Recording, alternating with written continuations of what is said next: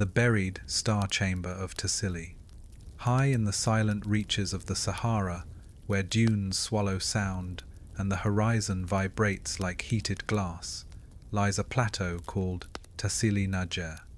Today it is a barren kingdom of stone, but long before modern deserts took hold, this region breathed with rivers, game, and human imagination. Hidden among its rock shelters, unreachable without a long climb across fractured sandstone, archaeologists discovered something unexpected: a chamber sealed by time. Its walls painted with figures unlike anything in African prehistory. To step inside, guided by the unforgiving sun and careful excavation lights, is to feel as if one has entered a place meant to be closed. The chamber is small, no larger than a modest hut, yet its atmosphere presses in with the weight of millennia. On its walls, prehistoric artists painted silhouettes, long-limbed beings with round, featureless heads, gathered around what appear to be night fires. The figures are grouped in circles, facing upward. In one panel, specks of white pigment form clusters, uncannily similar to known constellations, Orion perhaps, or a seasonal star pattern now lost to us. Scholars agree that the Tassili artists lived here between 6,000 and 8,000 years ago, during a time when much of the Sahara was green. But the purpose of this particular chamber remains controversial. Mainstream research typically interprets the paintings as ritual scenes related to hunting or fertility. Yet a quirkier theory emerged from early explorers who visited Tassili in the 1952. They pointed out that the circular gatherings resemble nocturnal rites and that the faceless figures might represent masked participants. Others noticed that the chamber is oriented toward the point where the Pleiades rise on certain nights, a detail difficult to dismiss as coincidence. It was enough to earn the site a reputation as a prehistoric observatory, or at least a sanctuary tied to the cycle of stars. What makes the chamber even more intriguing is its position deep within a maze of rock, accessible only after crawling through a narrow throat of sandstone. Some researchers speculated that the location itself was symbolic, a liminal passage separating the mundane world from a ritual interior. Across cultures, from the Andes to Anatolia, we see this pattern: sacred chambers hidden within natural barriers, protected by terrain that amplified secrecy. The echo of this ancient logic resonates in Tassili as well. As excavations continued, archaeologists noted that the floor bore traces of repeated burning. Charcoal flecks embedded in the sediment are distinct from the usual hearth remains in domestic sites. The fires here were small, controlled, and likely ceremonial. A few fragments of pigment-covered bone were also uncovered, possibly used as tools for painting or perhaps as votive offerings. These details are modest yet evocative, the kind that push researchers toward speculation while reminding us of the discipline's limits. There is even a fringe idea, circulating quietly among a minority of scholars, that the chamber's artwork encodes seasonal knowledge. According to this hypothesis, the positions of painted dots may correspond to star phases crucial for predicting migrations and rainfall during the Sahara's wetter era. Some suggest the artists could have been night watchers, keepers of celestial patterns whose responsibility was to mark the heavens' shifts for their community. Others argue that such precision is unlikely, pointing out the impossibility of verifying symbolic intent across such deep time. Scholars still debate whether these alignments were deliberate or the product of modern observers projecting meaning backward. Yet, regardless of interpretation, the buried star chamber stands out. It captures a moment when early humans regarded the night sky not as a vast emptiness, but as a companion, something to read, to fear, to revere. The chamber's sealed stillness evokes a time when ritual and astronomy merged, when people looked upward for order in a world that often defied explanation. And in that sense, Tassili's hidden chamber is less an enigma than a testament to continuity. Across different civilizations, we find the same instinct: to gather in darkness, to light a fire, and to search the heavens for stories that might anchor human life. Here, in the quiet of the plateau, the ancient artists left behind clues to their beliefs. Not answers, not doctrines, just impressions of a world seen through their eyes. And though sands now choke the landscape, the star chamber endures, a final whisper from a people who watched constellations rise over grasslands long vanished beneath the dune sea. The salt mummies of Shereé. In the highlands of northern Ethiopia, where morning fog settles like a pale shroud over terraced hills, lies the ancient region once known as Shereé. Today, it is quiet, farmland sleepy villages, winding footpaths, and distant blue mountains. But beneath this gentle landscape rests one of the most unsettling archaeological mysteries in East Africa. In a cluster of low limestone hollows, researchers uncovered human remains preserved not by ice nor by desert dryness, but by salt. The bodies, thin, elongated, wrapped in crusts of mineral dust, appear almost sculpted, their skin darkened and tightened like leather, their faces frozen in quiet repose. The discovery itself came by accident. Local shepherds stumbled upon a partially exposed skull after an unusually heavy rainy season washed soil from the slope.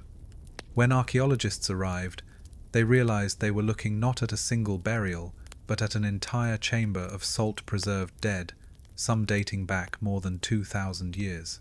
Unlike Egypt's carefully prepared mummies, these individuals seemed hastily interred, placed in niches carved into salt-rich limestone, and left to the slow, natural work of mineral preservation.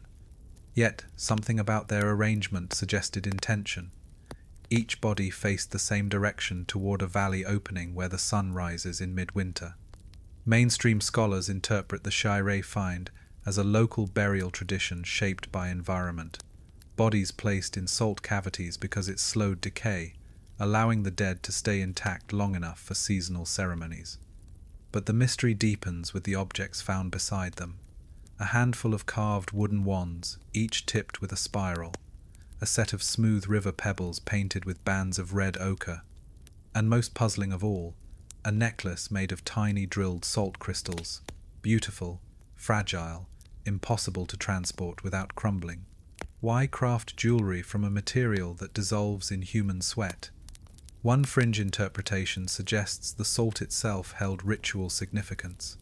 In many cultures, salt is a purifier, a boundary marker, a substance thought to repel harmful spirits.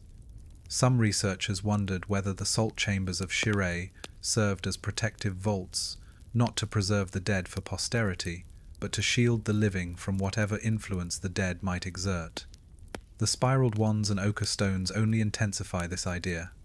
They look less like grave goods and more like talismans, meant to maintain balance between worlds. A few archaeologists proposed a more grounded theory.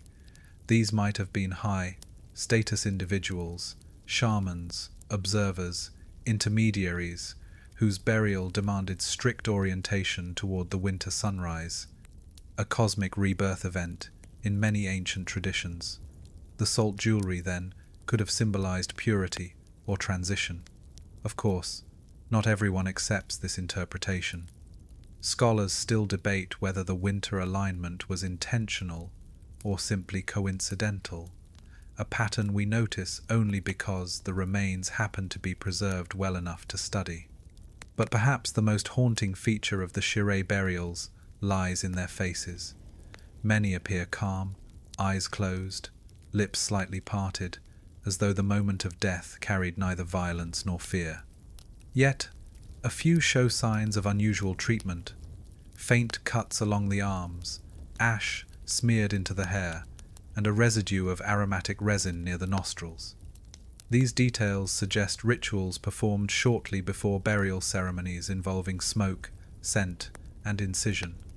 Whether these acts were symbolic blessings or protective measures remains unclear.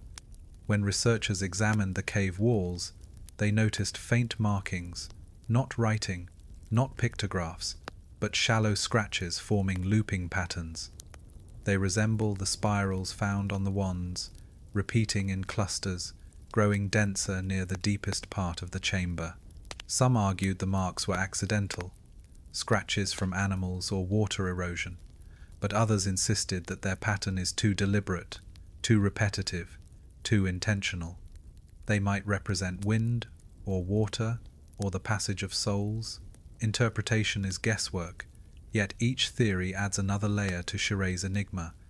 What makes this site particularly evocative is how it bridges the natural and the supernatural. The salt itself is a participant, a silent agent, shaping the dead, preserving their expressions, protecting their forms. It is as though nature conspired with ritual to create something neither culture nor geology could achieve alone. And in this alliance, the people of Shereé left behind a tableau of their beliefs, a place where death was not erased, but transformed, where the rising winter sun guided the departed, where salt was more than seasoning or trade, it was a boundary stone between worlds. Today, the chambers remain closed to casual visitors, guarded both for preservation and out of respect. And although research continues, the salt mummies of Shereé endure as reminders of how ancient societies often balanced mystery and practicality, ritual and environment. They did not seek to leave answers behind. Instead, they embedded their stories in layers of mineral, waiting for someone thousands of years later to wonder what truths they meant to keep hidden. The hidden observatory of Sarazm. On the wide plains of western Tajikistan, where the Zerafshan River coils through fields of wheat and apricot orchards, lie the ruins of Sarazm, one of Central Asia's earliest known urban settlements. At first glance, Sarazm appears gentle and domestic. Mud brick outlines, ancient hearths, fragments of pottery coloured in earthy reds and browns. Yet, beneath this humble exterior, archaeologists uncovered something far more enigmatic, an elevated stone platform tucked behind a cluster of domestic structures, aligned with uncanny precision to the dawn of the equinox. This platform, weathered but unmistakably intentional, has come to be known as the hidden observatory of Sarazm.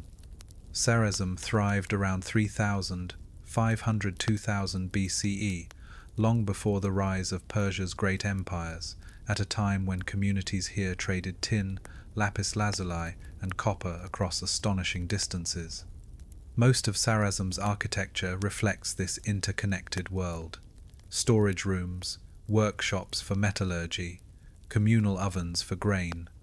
But the observatory stands apart. Its position is subtle, almost shy, shielded from the settlement's main pathways by a staggered wall that obscures the platform from casual view.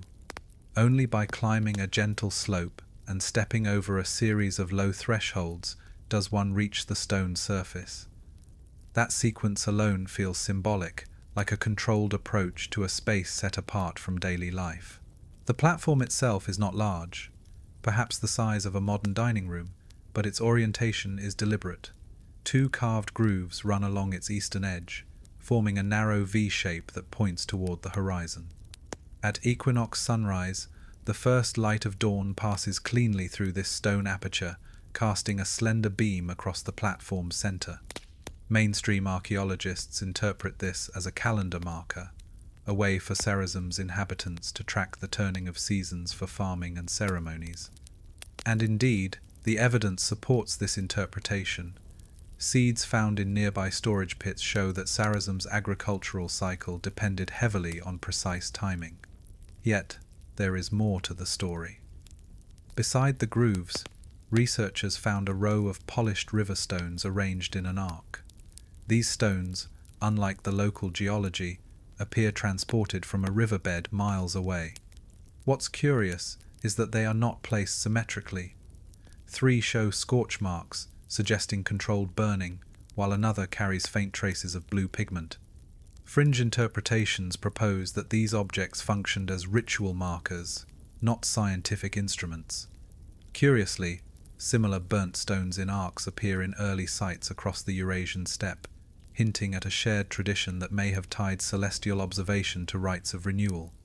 One particularly unique artifact emerged from the soil near the platform, a thin, flat bone etched with a lattice of intersecting lines. Scholars debate its meaning. Some consider it a tally or a form of primitive record-keeping. Others, more daring, suggest it might map lunar phases or star clusters visible during certain months. Scholars still debate whether the etchings represent numerical tracking or symbolic cosmology. Evidence for either remains incomplete. What complicates the picture is the platform's concealment. While not hidden in a literal sense, its placement behind staggered walls creates a quiet pocket separate from Sarazm's bustling heart. This architectural shielding suggests that access may have been restricted. Across numerous ancient cultures, knowledge of the heavens was often guarded, held by priestly classes or specialized observers. The hidden observatory might reflect something similar, a space where a select few interpreted the sky's rhythms, guiding planting cycles, migration routes, and perhaps even rituals, while the wider community experienced only the outcomes. A more eccentric theory, whispered in small academic circles, interprets the platform as a stage for nocturnal ceremonies. The grooves, the stones, the etched bone all could have served as props in night watch rituals where firelight and shadow replace sunlight as cosmic indicators.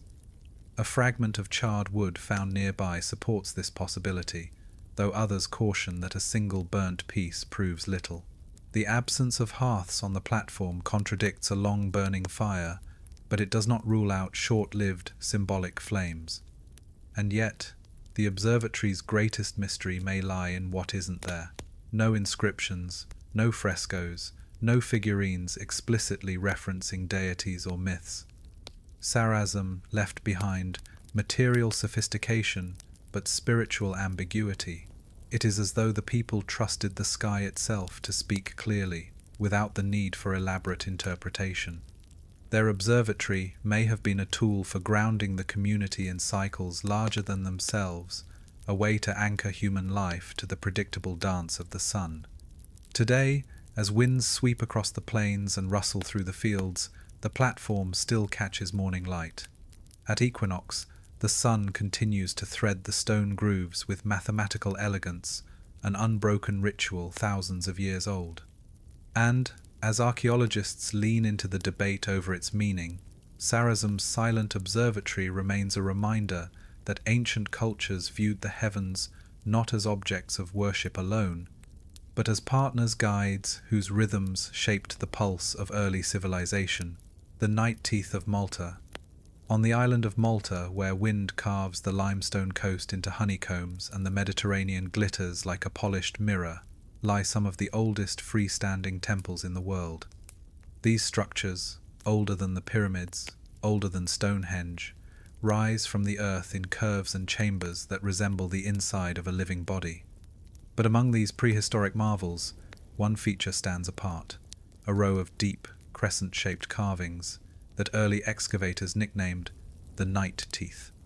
They appear on several temple lintels and inner walls, always paired, always facing inward, as though guarding the threshold to something unseen.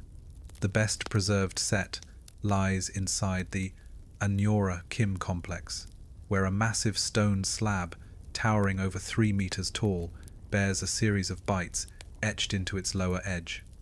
At first glance, they look like weathering, irregular and soft, but upon closer inspection, the edges show signs of deliberate shaping. Each crescent is evenly spaced, each notch smooth, as if rubbed repeatedly over time. Although Malta's temples date to roughly 3,600, 2,500 BCE, these marks have no clear parallels in the island's extensive prehistoric record. They invite questions, and perhaps that is why they captured the imagination of both scholars and the curious public alike. The mainstream explanation suggests these indentations were functional architectural features, perhaps sockets for wooden fittings or decorative recesses meant to hold offerings. Yet this theory falters. The night teeth appear too shallow to support beams and too exposed to serve as shelves. Furthermore, the crescents are consistently located within dimly lit interior chambers rather than at entrances where functionality would be expected. The placement feels symbolic, intentional, ritualistic. This symbolism deepens when considering the temple's acoustics. Some of Malta's oldest structures, such as the hypogeum of Ol Saflieni, possess resonant chambers that amplify low-frequency sound. It's possible the builders designed the temples to be experienced as living spaces echoing, humming, vibrating with the rhythm of human voice or drum. Several archaeologists propose that the night teeth played a role in this sensory world, their shapes catching and dispersing sound in subtle ways. Under torchlight, the crescents would cast alternating shadows, rippling across the interior walls like the flicker of a predator's grin. A more fringe interpretation ties these carvings to lunar worship. The crescents resemble phases of the moon, specifically the waxing and waning slivers that frame the lunar cycle. Intriguingly, the orientation of some night teeth pairs corresponds with the moon's seasonal arc, as viewed from Malta.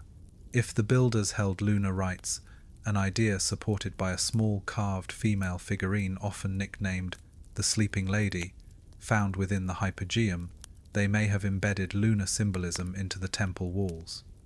Again, scholars still debate whether the crescents represent celestial imagery or simply reflect aesthetic choices now lost to time. Excavations around the night teeth uncovered another layer of mystery. In several temples, especially Mnajdra, archaeologists found clusters of round pebbles near the crescent's natural stones, deliberately placed in small piles. These stones show wear patterns suggesting they were handled frequently, as though used in rituals. Could the crescents have been part of ceremonies where participants placed stones into the notches, or rubbed them while chanting? No definitive evidence exists, yet the pattern is suggestive. The temple's interior atmosphere adds to the enigma. The absence of windows means that natural light enters only through narrow doorways at specific times of year, most dramatically during the solstices, when sunlight penetrates the inner sanctum like a blade. Imagine standing in such a chamber, the air cool, the scent of earth strong, shadows dancing against the curved stones. In this setting, the night teeth would not merely be carvings, they would animate the temple, turning stone into something that breathes and reacts. Another odd detail complicates matters. A few crescents contain traces of red ochre, a pigment widely used in Neolithic burials. It's plausible that worshippers painted the carvings during ceremonies, marking them as conduits between the living and the dead. The fleeting nature of pigment makes this difficult to prove, and many archaeologists caution against over-interpretation. Still, the presence of ochre cannot be dismissed. It hints at rites that blurred the lines between life, death, and the cycles that govern both. Ultimately, the night teeth reflect a broader truth about Malta's temples. They were not merely buildings, but experiences, sensory landscapes shaped by sound, light, and symbol. Their creators left us structures whose meanings hum beneath the surface, waiting for the rare moment when stone, shadow, and imagination align. And though we may never fully uncover the purpose of those crescent marks, their quiet presence endures, echoing the island's ancient dialogue between darkness and illumination. The obsidian mirrors of Oaxaca. In the rugged valleys of Oaxaca, where mist clings to mountain ridges and the smell of damp earth rises from forested slopes, lies one of Mesoamerica's oldest enigmas, the black mirrors fashioned from volcanic obsidian. These mirrors, perfectly polished, impossibly dark, cold to the touch, were once held by priest-kings and diviners who peered into their glossy depths in search of visions. While obsidian artifacts are common across ancient Mexico, the mirrors of Oaxaca stand apart. They are larger, smoother, and more flawlessly polished than most artifacts of their age, suggesting a level of craftsmanship not easily achieved without metal tools.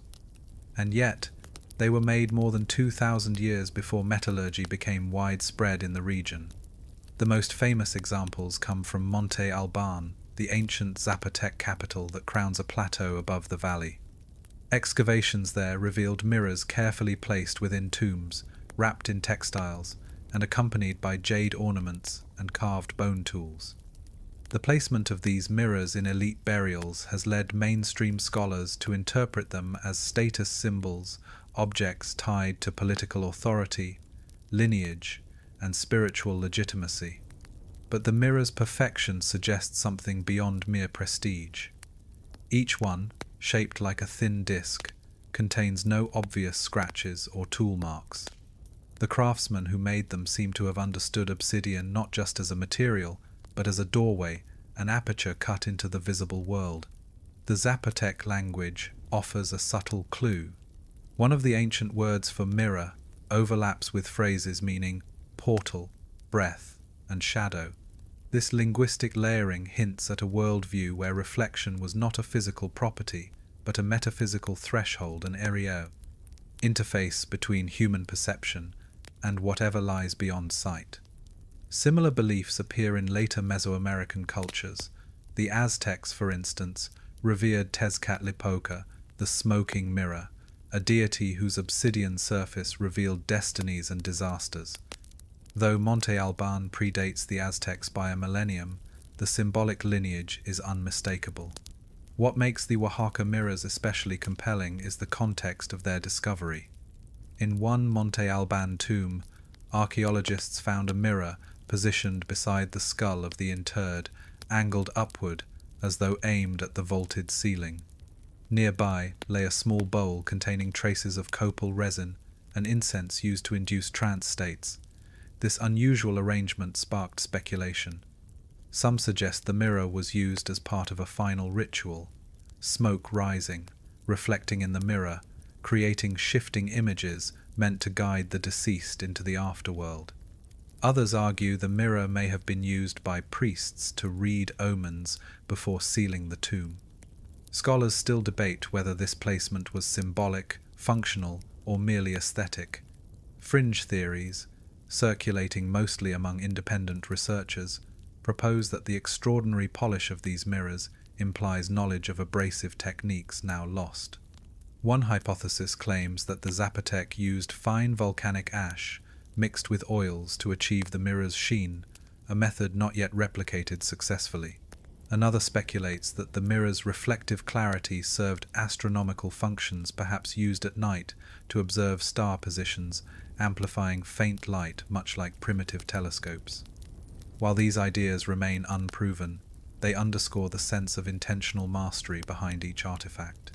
A lesser-known site, Yagul, offers another layer to the mystery. In a small ceremonial room near the fortress hill, archaeologists found a fragment of an obsidian mirror placed beneath a floor slab, accompanied by 3 small clay figurines. The figurines appear to depict individuals wearing headdresses with long curved plumes, possibly priests or shamans. Some researchers believe the mirror shard acted as a seed, a symbolic foundation stone meant to anchor the room's spiritual function. The idea echoes practices in other ancient cultures, where reflective objects were buried beneath thresholds to protect or empower a space. Even natural phenomena contribute to the mystique. When obsidian mirrors are held at a slight angle, they reflect not only what stands before them, but also distort ambient light, creating shimmering halos around their edges. Under torchlight, the effect becomes hypnotic, the boundary between reflection and shadow dissolving. It is not difficult to imagine Zapotec diviners using this property in rituals, chanting softly, smoke curling, the mirror's surface rippling like liquid ink. And yet, despite all this speculation, the mirrors refuse to yield clear meaning.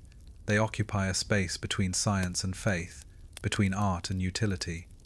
We know they mattered deeply deep enough to be buried with the elite, honored with incense, protected within secure tombs. But the worldview that shaped them remains only partially illuminated. Today, the mirrors of Oaxaca rest in museum cases, their surfaces dulled by centuries, but still eerily captivating.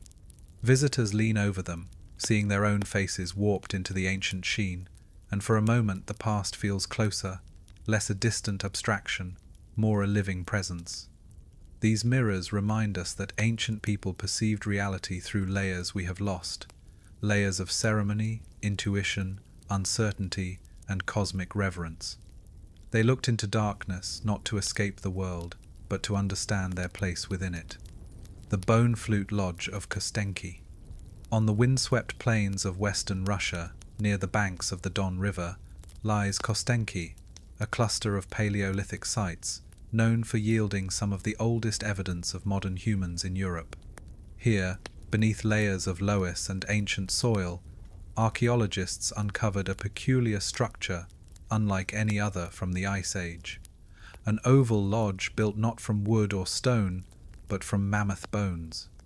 Costs to assemble such a dwelling would have been immense, requiring dozens of hunts, countless hours of hauling, and extraordinary communal effort. Yet nestled within this skeletal ring, researchers discovered something even more intriguing: a small cache of delicate bone flutes, decorated with punctures and incised lines, placed together near a central hearth. This unusual pairing of bone house and musical instruments sparked what has come to be known as the mystery of the Bone Flute Lodge. The lodge itself dates to roughly 25,000 years ago, during the height of the last glacial period. The outer walls consist of mammoth ribs and jawbones arranged like a circular palisade, while the interior shows signs of repeated occupation: hearth pits, ash layers, chipped flint tools. But the flutes were not scattered as casual objects.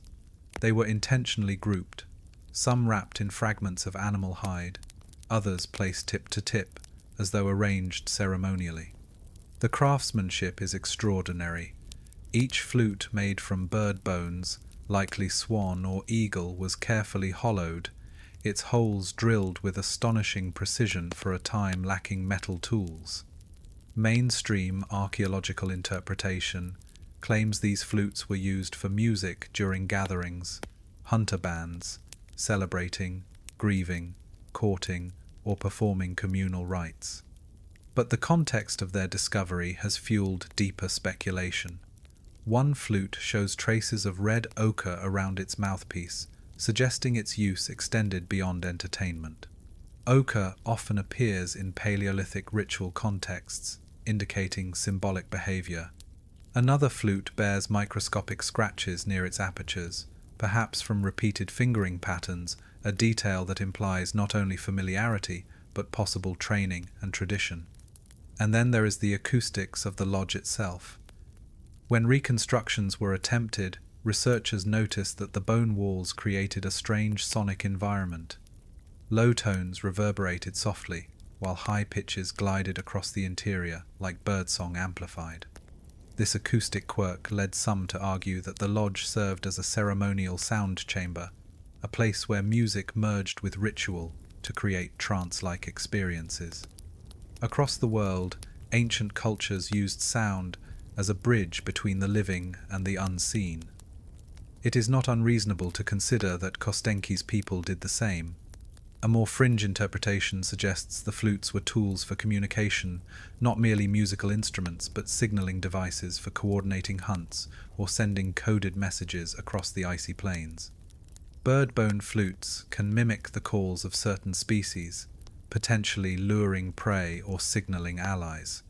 But critics counter that the precise tuning and decorative motifs of the Kostenki flutes imply a purpose more cultural than utilitarian. Scholars still debate whether these instruments were practical tools, ceremonial items, or both.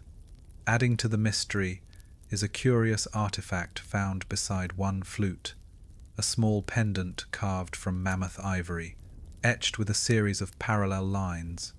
Some believe it served as a counting device, tracking lunar cycles or musical sequences. Others suggest it was a talisman, linking the flute player to ancestral spirits or animal protectors. No consensus exists, and the meaning of the markings remains elusive. The lodge also contained animal figurines carved from ivory miniature horses, a bear, a bird mid-flight. These figurines show signs of handling, their surfaces polished by human touch. Were they props in ritual performances, teaching objects, offerings? The ambiguity echoes the broader mystery of Paleolithic spiritual life, a world where art, music, survival, and ceremony braided together seamlessly. Perhaps the most haunting detail emerges from the hearth. Charcoal samples indicate that fires inside the lodge burned at controlled, steady temperatures ideal for generating a warm, glowing light rather than intense heat. A soft fire, bone walls drifting smoke and flute tones, the sensory palette feels deliberate, almost theatrical. One can imagine a small group gathered here, wrapped in furs, chanting or playing melodies while snow pressed against the outer walls. In such moments, the lodge could transform from shelter into sanctuary, a place to commune with ancestors, animals, or forces beyond human understanding. Today, the Bone Flute Lodge stands as a reminder that early humans were not simply surviving, they were creating, imagining, ritualizing. They carved music from the bodies of birds, raised houses from the remains of mammoths, and filled their world with symbols whose meanings shimmer at the edges of our comprehension. Though we may never decode the full intent behind the lodge's construction, its existence reveals something profound. Even in the harshest environments, humans sought beauty, meaning, and connection. And as archaeologists continue to excavate the frostbitten soils of Kostenki, the lodge's quiet song endures a faint echo from a distant age when sound, spirit, and survival intertwined beneath a sky of endless winter stars. The cinnabar tombs of Leventa. In the humid lowlands of Tabasco, where the forest hums with unseen life and the air hangs heavy with the scent of wet earth, lies the ancient Olmec site of Leventa. Rising from the jungle like the remnants of a forgotten dream, its mounds and earthen pyramids tell the story of a civilization both mysterious and monumental. But among the dozens of structures unearthed here, none has stirred deeper fascination or deeper unease than a cluster of burial chambers stained in brilliant, blood-red pigment.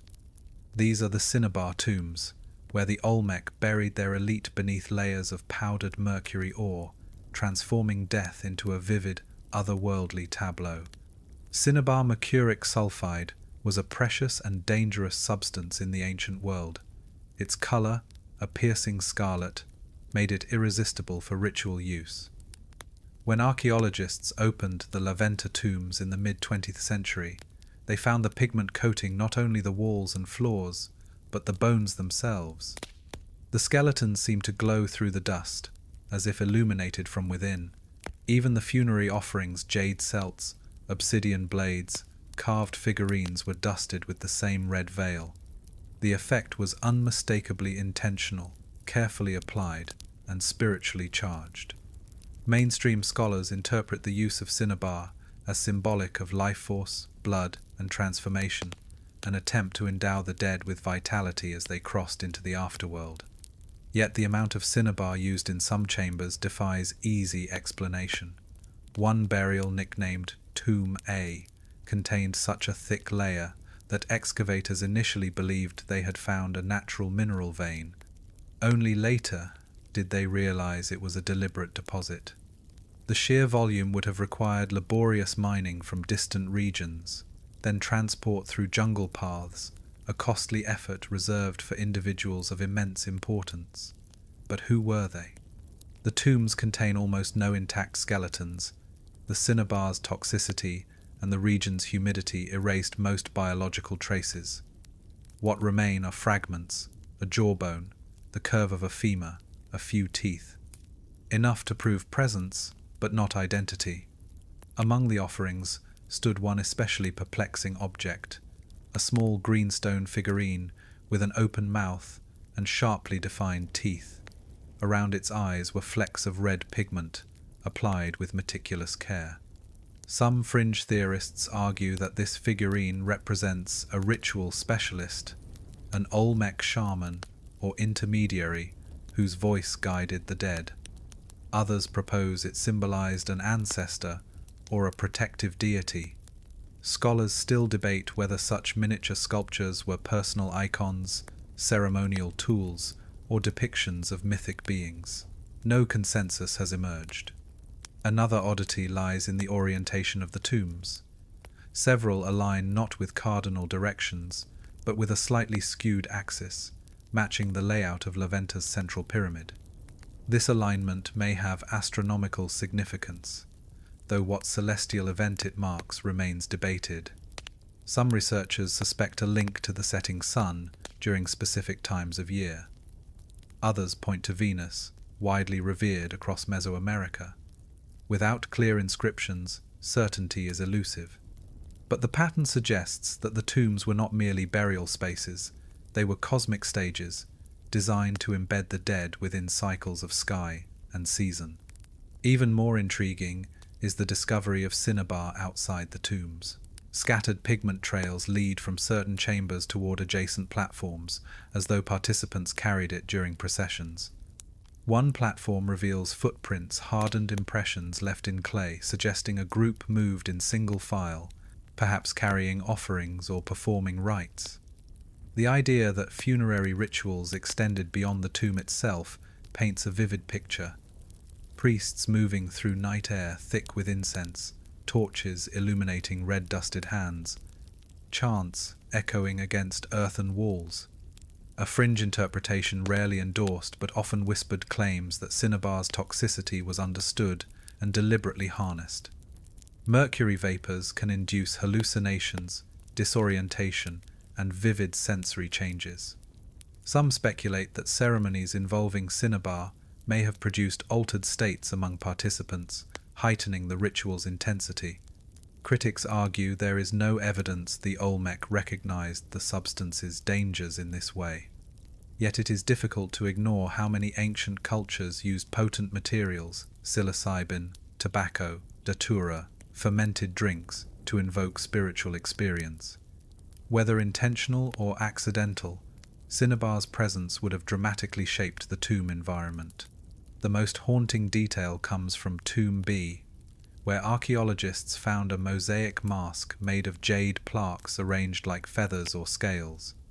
Once assembled, it formed the visage of a jaguar, an animal the Olmec associated with power, liminality, and transformation. The mask lay face down, as if waiting to be awakened. Nearby, a set of polished mirrors made of iron ore reflected faint flecks of red pigment, turning their surfaces into dark, restless clouds. The symbolism of jaguar, mirror, and cinnabar converges here, a trinity of transformation, sight, and rebirth. Today, the cinnabar tombs remain protected beneath shelters, their pigments still dangerous to touch. Visitors peer from a distance, glimpsing the red-stained earth that once held the elite of a civilization whose beliefs pulse just beyond comprehension. The Olmec left no written records to decode their intentions, but in these crimson chambers they left something just as powerful, a ritual landscape where death shimmered in the color of life, where the boundary between worlds was painted in brilliant, perilous red. The sand circle lantern of Wadi Rum. Deep within the ochre expanse of Wadi Rum Jordan's Valley of the Moon, where sandstone towers rise like ancient cathedrals, lies a curious structure half swallowed by drifting dunes. It is not a temple, nor a tomb, nor even a dwelling. Rather, it is a low circular arrangement of stones, no taller than a person's knee, positioned at the base of a cliff whose surface is streaked with iron-red minerals. At first glance, it looks like nothing more than an ordinary fire ring left behind by passing travelers. But archaeologists who examined it closely realized the formation was far older, crafted roughly 2,000 years ago, perhaps more, and that its purpose was far stranger. They call it the sand circle lantern. The structure consists of two concentric rings of sandstone blocks, an outer circle almost 8 meters across, and an inner circle roughly 3 meters in diameter. Between them lies a narrow pathway, as if designed for a single person to walk. At the center, archaeologists found a shallow basin filled with hardened residues of soot and charred botanical remains, olive wood, desert brush, and intriguingly, resin from trees that do not grow anywhere near Wadi Rum. Someone carried these materials across great distances just to burn them here. Mainstream scholars interpret the site as a ceremonial fire platform, perhaps used for signaling or ritual gatherings among Nabatean or pre-Nabatean groups. Yet the design suggests something far more deliberate than a mere campfire. The inner basin contains a series of tiny drilled holes, dozens of them arranged in a spiral pattern. These holes, once filled with oil-soaked fiber or resin nodules, would have created a ring of dancing points of light around the central flame. When ignited together, the flames would cast spiraling shadows along the outer ring, creating a visual effect that a modern eye might compare to a flickering lantern or rotating constellation. This mesmerizing display, framed by the desert night, would have felt like watching the stars descend to Earth. One fringe theory suggests that the sand circle lantern served as a star mapping device. Ancient observers, standing at the center, could compare the swirling shadows with the actual night sky, reading seasonal changes or tracking celestial omens. Critics argue this is too speculative. No inscriptions or astronomical markers support such an interpretation. Still, the spiral arrangement is difficult to dismiss. Spiral symbolism appears across ancient cultures, from the Neolithic caves of Europe to the rock art of the American Southwest, often connected with movement, cycles, and transitions. Scholars still debate whether the spiral at Wadi Rum represents celestial motion, spiritual journeys, or simply aesthetic preference. The site reveals additional hints of ceremony. Excavators discovered a collection of small clay figurines buried just outside the outer ring.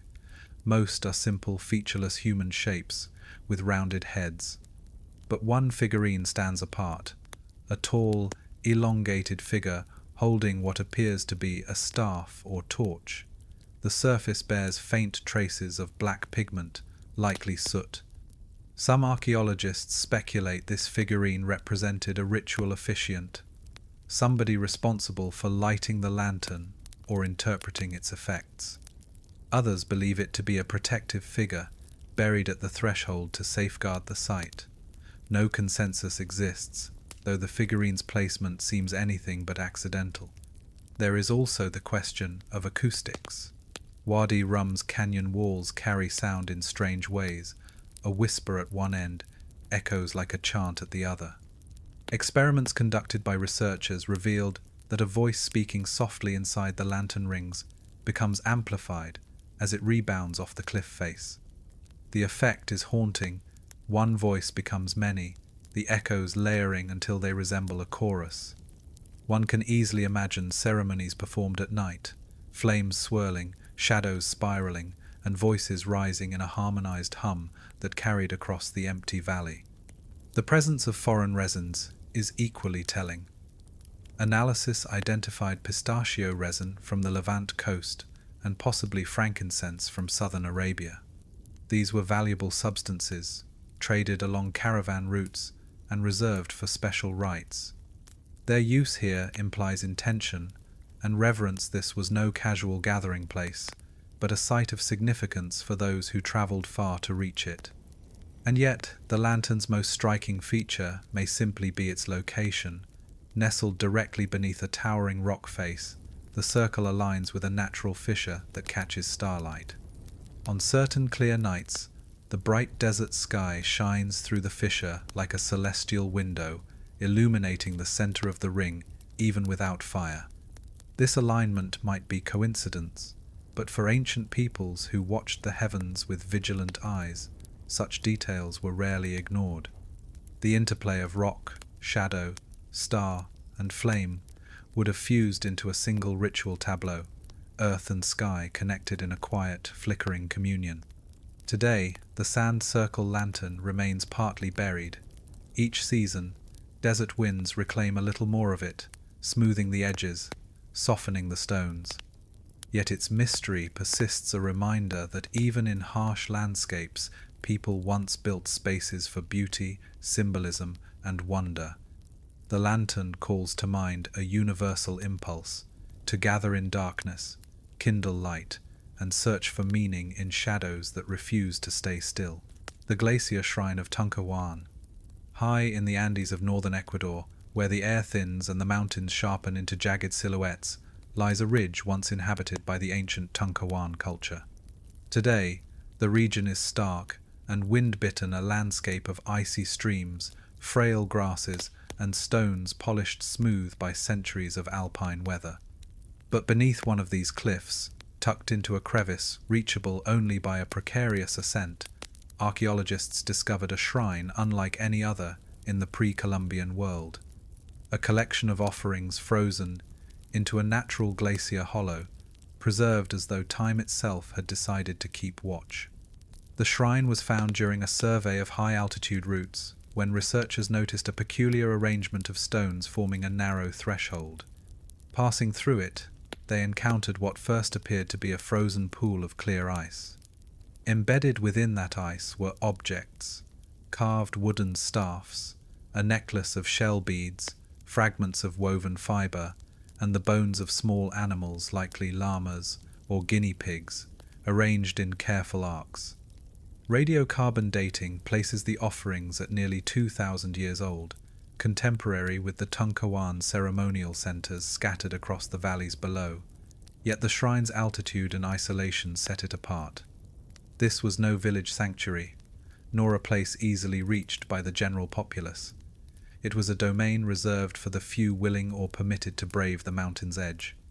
Mainstream scholars interpret the glacier shrine as a site of high-altitude pilgrimage, part of a broader Andean tradition in which mountains served as living spirits, Apus receiving offerings in exchange for protection, fertility, or favorable weather. The presence of shell beads, sourced from coastal regions hundreds of miles away, supports this view. Such items were luxury goods, valuable enough that their placement in a frozen crevice suggests ritual sacrifice. The carved wooden staffs, too, appear ceremonial. Each bears a series of notches, possibly tracking seasons or marking the journeys of a ritual specialist. Yet the most striking feature of the shrine is the ice itself. Unlike typical glacial deposits, the ice in this chamber remains unusually clear, even after millennia. Its transparency allowed archaeologists to see the offerings before excavation, an eerie sight, as if the mountain had created a glass case for its treasures. Some fringe theorists argue that this clarity is not merely natural. They propose that ancient practitioners selected this hollow precisely because it froze in a unique manner, believing the ice to possess purifying or divinatory properties. Critics counter that the clarity results from stable microclimatic conditions rather than spiritual intention. Still, scholars continue to debate whether the ice's behavior influenced the shrine's ritual role. Further complicating the interpretation is the discovery of faint pigment traces on the inner rock wall, streaks of red and yellow ochre arranged in horizontal bands. These pigments appear water-worn, suggesting they were applied before the ice formed. Perhaps initiates painted the chamber walls during certain seasons, knowing that winter's freeze would seal their markings beneath a protective shell. Or perhaps the paint was meant to interact with melting water in spring, dripping into the valley as symbolic blessings. Either scenario implies a sophisticated understanding of seasonal cycles, an awareness of how rituals could echo through nature long after the practitioners departed. A more unusual element lies in the animal bones. While many highland offerings involve llamas, the Tunkawan shrine includes several small birds, hummingbirds, finches, perhaps even a tiny owl carefully wrapped in woven fibers. This choice is peculiar. Birds were rarely used in formal Andean offerings of this period. Some researchers speculate that they symbolized messengers between realms, chosen for their ability to traverse sky and earth.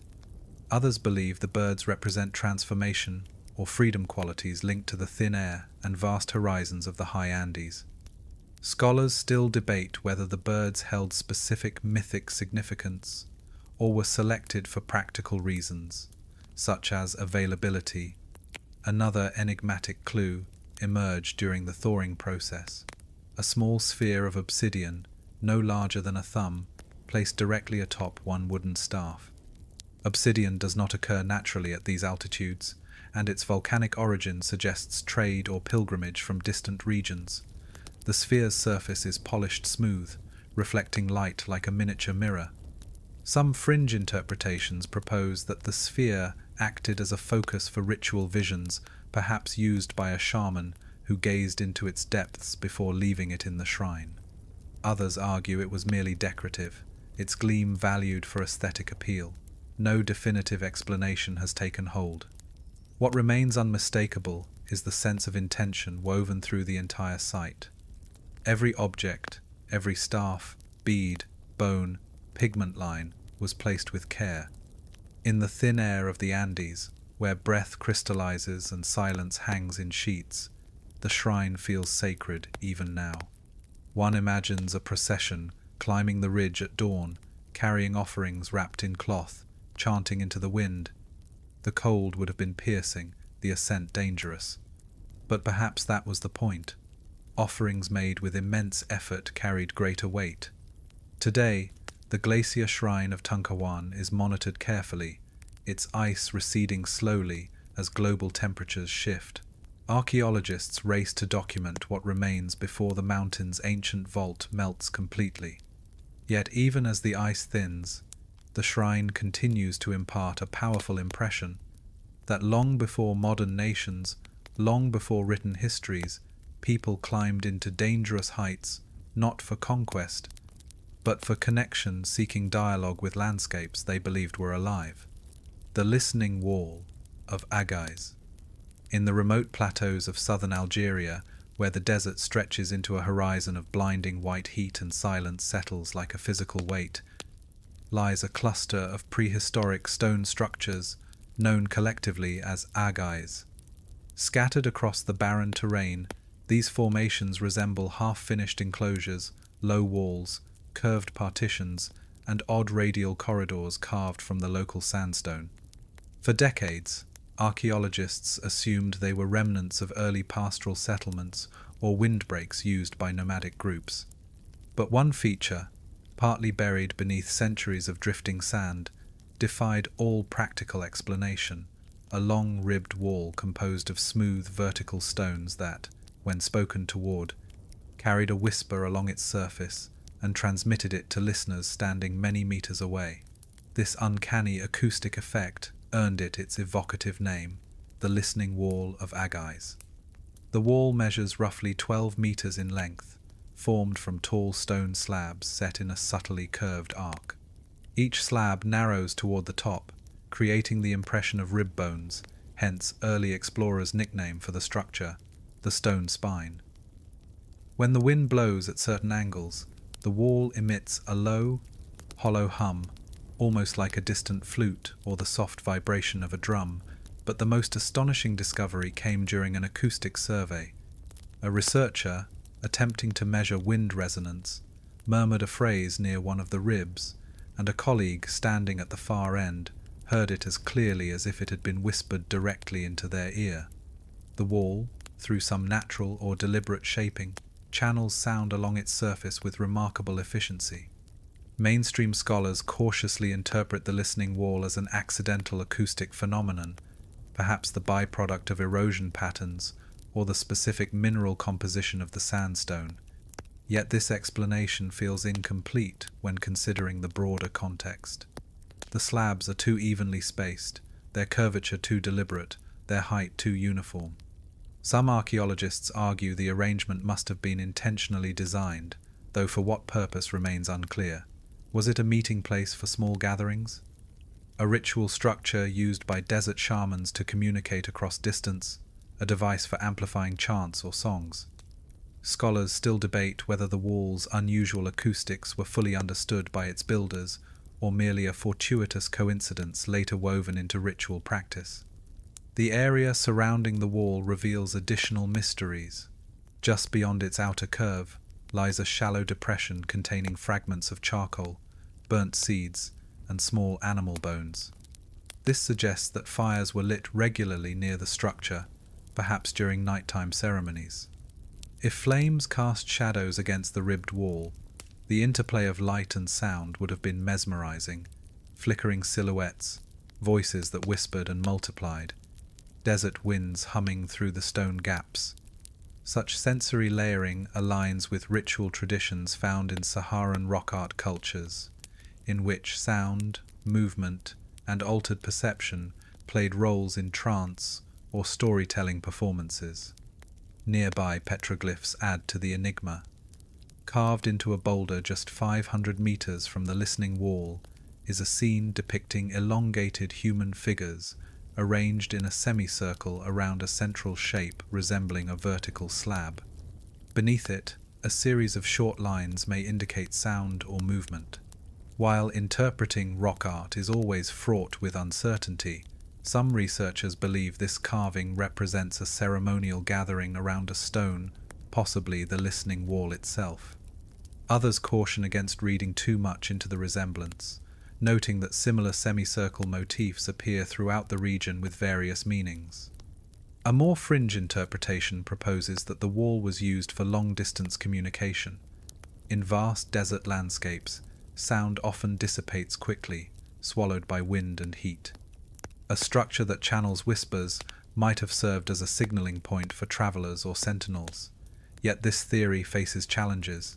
The wall's sound transmission works only within a narrow range of angles and volumes. Too loud a voice disrupts the effect, too soft a voice disappears, and long-distance communication would likely require more consistent reliability than the wall can provide. Perhaps the most compelling clue comes from a set of small stone objects found at the base of the slabs. These objects, smooth pebbles, shaped into flat discs, were arranged in pairs, each pair differing slightly in size. Some bear faint incised markings, parallel lines, crosshatches, and repeating chevrons. Their function is unknown. Some researchers believe they were mnemonic tools, symbols used in storytelling or instruction. Others think they might have been placed against the wall to resonate with spoken words, enhancing the acoustic effect. During experiments, when certain pebbles were pressed against the stone ribs while someone whispered, the wall produced a more resonant hum. Whether this acoustic enhancement was intentional or coincidental remains a point of lively debate. The desert itself plays a crucial role in the wall's mystique. At dawn and dusk, when temperatures shift rapidly, the stones emit subtle pops and clicks as they expand or contract sounds that could easily have been interpreted as voices or signs from the unseen realm. Many ancient cultures across North Africa held beliefs connecting desert winds with spirits or ancestors. It is possible that the listening wall served as a liminal space where the living attempted to commune with such presences through sound. Today, the structure stands largely unvisited, known mostly to local communities and a handful of researchers who hike to the site each season. As dunes shift and partially conceal the slabs, the wall feels increasingly ephemeral, part architecture, part accident, part memory carved into stone. Its whispering effect still works, though only under the right conditions. A calm morning, a certain angle, a murmur just soft enough to slip along the stone ribs.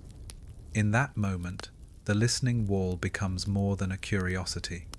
It becomes a reminder that ancient people understood landscapes not only through sight and touch, but through sound hearing, meaning where we hear only wind. A quiet testament to the idea that communication is not always spoken loudly. Sometimes it hums along the edges of stone, waiting for someone to lean close enough to listen. The river masks of Coban culture. In the mist-laced valleys of the North Caucasus, where rivers carve silver threads through steep forests and the air tastes faintly of iron and pine, archaeologists uncovered a series of bronze masks, unlike anything else in the region's ancient record. These artifacts belong to the Coban culture, a society that flourished between the 11th and 4th centuries BCE, skilled metalworkers known for their intricate weaponry, jewelry, and animal motifs. Yet the masks stand apart, small stylized faces with hollow eyes, elongated noses, and smooth, expressionless mouths. They were not worn by the living. Instead, they were placed beside riverbanks, half buried in silt and rounded stones, as though meant to gaze eternally into flowing water. The first mask was discovered near the Terek River, wedged between roots at the water's edge. More soon followed, along tributaries, near waterfalls, beside shallow crossings where ancient travellers once forded. Mainstream scholars believe these bronze faces functioned as ritual offerings, perhaps intended to honour river spirits or ancestors connected to water. The Caucasus is rich with tales of watery guardians, beings who control floods, guide hunters, or mediate between the worlds of humans and the unseen. The masks may have served as votive substitutes for the people who placed them, the metal faces acting as silent emissaries left to watch over treacherous waters. Yet their distribution reveals patterns that complicate the picture. The masks appear most frequently at river narrows or bends locations where currents shift unpredictably, where mist hangs low, and where sound from rushing water swells into a continuous roar. Some archaeologists suggest these spots were considered liminal spaces, natural thresholds between stability and chaos. Placing masks there may have been a way to mediate with whatever forces were believed to inhabit these turbulent zones. The masks' designs deepen the mystery. While the majority share a basic humanoid shape, subtle variations recur across the assemblage.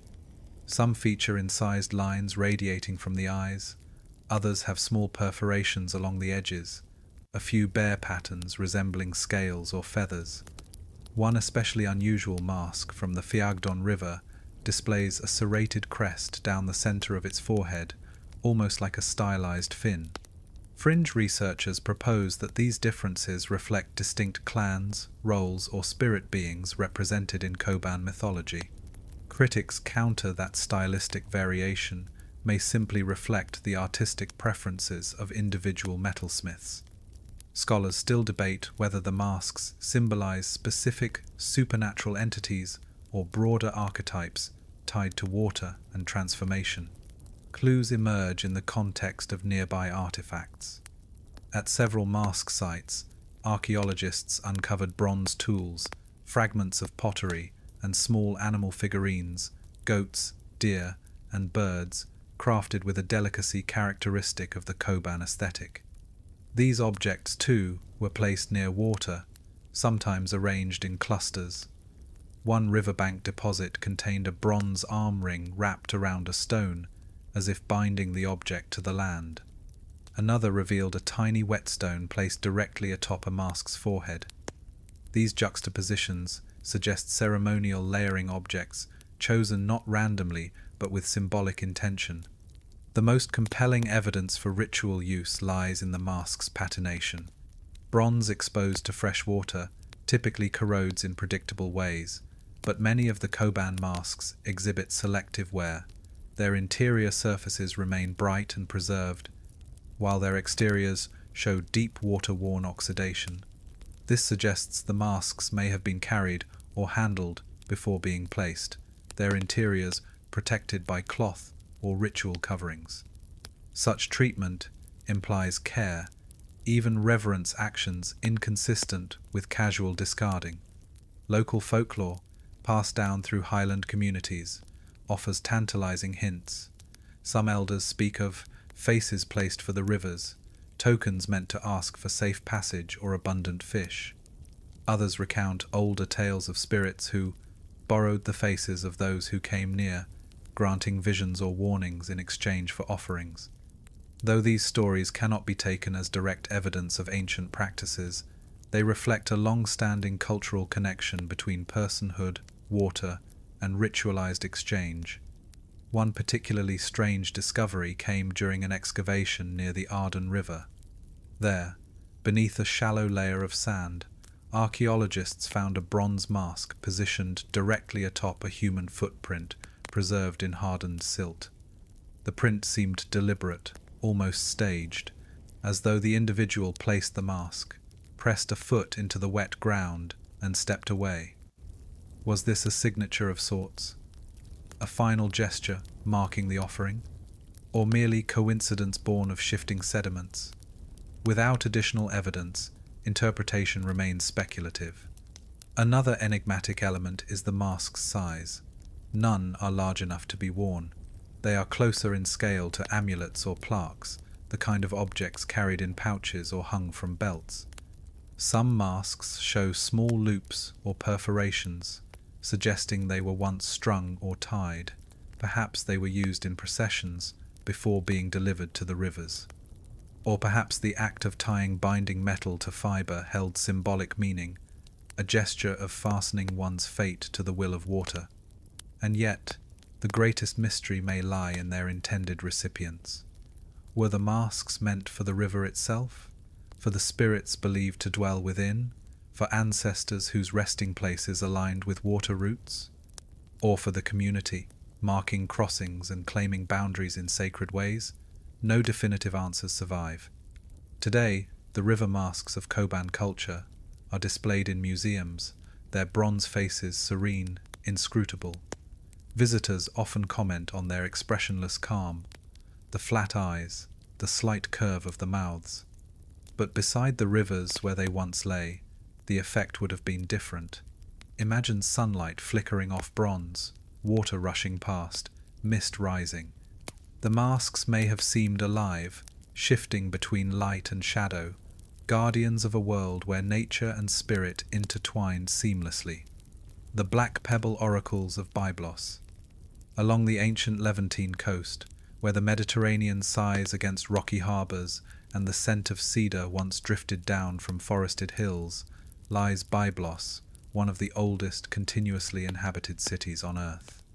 Traders, sailors, priests, and kings passed through its stone gates for millennia, leaving behind a labyrinth of temples, archives, and burial chambers.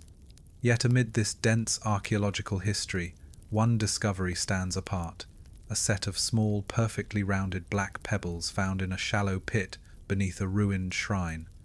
Their surfaces were polished smooth as glass, their arrangement deliberate, laid out in spirals, clusters, and parallel lines. This curious deposit has come to be known as the Black Pebble Oracles of Byblos. The shrine itself, built around the late Bronze Age, once stood near the temple of Baalat-Gebal, the city's chief goddess. Most of the temple's remains are typical of the era: stone foundations, offering stands, ceramic votives. But the pebble pit, hidden beneath a collapsible floor panel, revealed something altogether different. 27 pebbles in total, each nearly identical in size and shape, their surfaces darkened through repeated handling. Though the region's natural beaches contain stones of many colours, these black pebbles appear to have been selected with extraordinary care, then carried inland and deposited in the shrine as though forming a coded message. Mainstream scholars propose that the pebbles served as a form of cleromancy, divination by lot. Similar practices appear in ancient Greece, Mesopotamia, and Egypt, where priests cast marked tokens or stones to interpret divine will. The Byblos pebbles, however, lack symbols or engravings. Their uniformity complicates this explanation. How could identical stones produce a meaningful reading? Some archaeologists suggest that patterns formed by casting the pebbles, circles, arcs, clusters, may have been interpreted symbolically, with priests reading configuration rather than marks. This theory gains weight from the careful layout of the pit itself, where pebbles were arranged in geometric patterns rather than scattered. But the deposit includes oddities that challenge conventional interpretation. Among the pebbles, researchers found a single fragment of cedar charcoal wrapped in linen. Cedar, the sacred tree of Byblos, held deep ritual significance. Its wood was used in incense, coffins, and royal offerings. Why place a charred sliver among smooth stones? One fringe theory proposes that the charcoal represented the goddess's voice-burned cedar smoke was believed to carry prayers skyward, so the fragment might have symbolized divine presence guiding the casting of stones. Critics argue this is overly speculative. The fragment could simply be residue from a burnt offering that fell into the pit. Scholars still debate whether the charcoal was symbolic, practical, or accidental. A further layer of mystery emerged from microscopic analysis. Several pebbles show faint streaks of red pigment, an ochre-based paint used in Levantine rituals. These streaks were not splattered or smeared randomly. Rather, they appear intentionally applied to specific edges. This selective coloring suggests the stones once held coded significance now lost to time. Perhaps the pigment indicated directional meanings, north, south, sea, mountain, or corresponded to phases of the moon, which played a central role in Biblian religious calendars. Alternatively, the pigment might have been used to differentiate castings during ceremonies, marking certain stones as active or sacred. None of these possibilities can be confirmed, but the presence of pigment complicates the idea of uniformity. The shrine complex itself contributes to the enigma.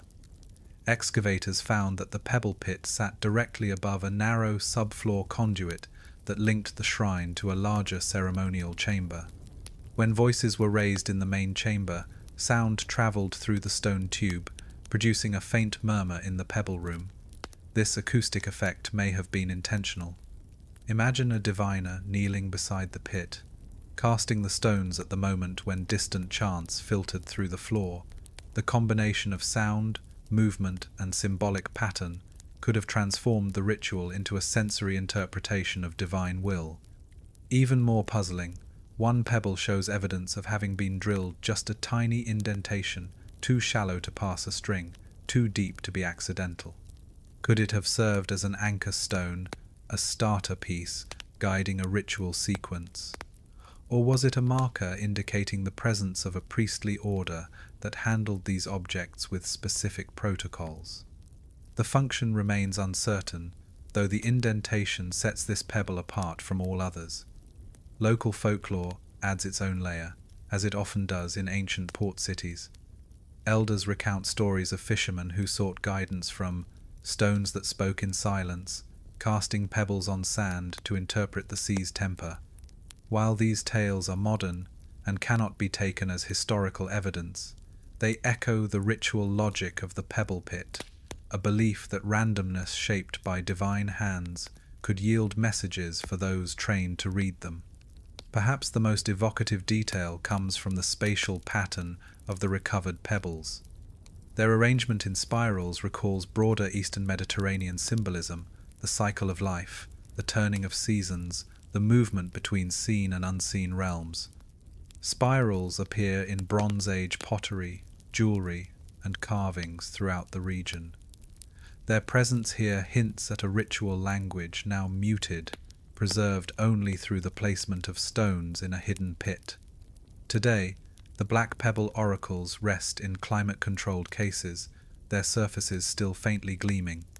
But in their original setting, dim lamplight, incense smoke curling along the floor, distant chanting humming through stone, the stones would have felt alive, as though waiting for a hand to stir them into meaning. They remind us that not all rituals required grandeur. Sometimes, the ancients sought cosmic guidance in the smallest of objects, a handful of pebbles, rolled gently in a palm, then released to fall where destiny nudged them. The lion blood basin of Hierakonpolis. In the sun-blasted desert of Upper Egypt, just north of the first cataract of the Nile, lies Hierakonpolis, the ancient city that predated the unified pharaonic state and shaped many of the rituals Egypt would later perfect. Here, beneath layers of shifting sand and collapsed mud brick, archaeologists uncovered one of the most startling ceremonial features in early Egyptian archaeology: a deep, circular basin stained with dark residues, long believed to be the remains of animal blood, specifically lion blood. This enigmatic installation, along with the associated artifacts around it, has come to be known as the Lion Blood Basin of Hierakonpolis. Hierakonpolis, flourishing around 3,500 to 3000 BCE, was the crucible of Egyptian kingship. Many of the ideas later associated with Pharaoh's divine rule, ritual hunting, symbolic domination took shape here. In a corner of a ceremonial precinct, researchers discovered a sunken stone-lined pit roughly 2 meters wide and nearly a meter deep. Surrounding it were fragments of pottery, flint knives, and ivory tags, bearing early iconography of powerful animals, leopards, crocodiles, and most prominently, lions. But what captured global attention was a residue analysis of the basin's interior, proteins, consistent with large, feline hemoglobin. Whether the blood came from a single animal or many remains uncertain, but its presence is unmistakable. Mainstream scholars interpret the basin as part of a ritual associated with elite authority. Lions symbolize sovereignty and raw power in early Egypt. Capturing and sacrificing one could confer legitimacy upon a nascent ruler. The Nama palette, discovered at the same site, depicts the king as a lion-like conqueror. Symbolism and political spectacle often intertwined in the pre-dynastic world.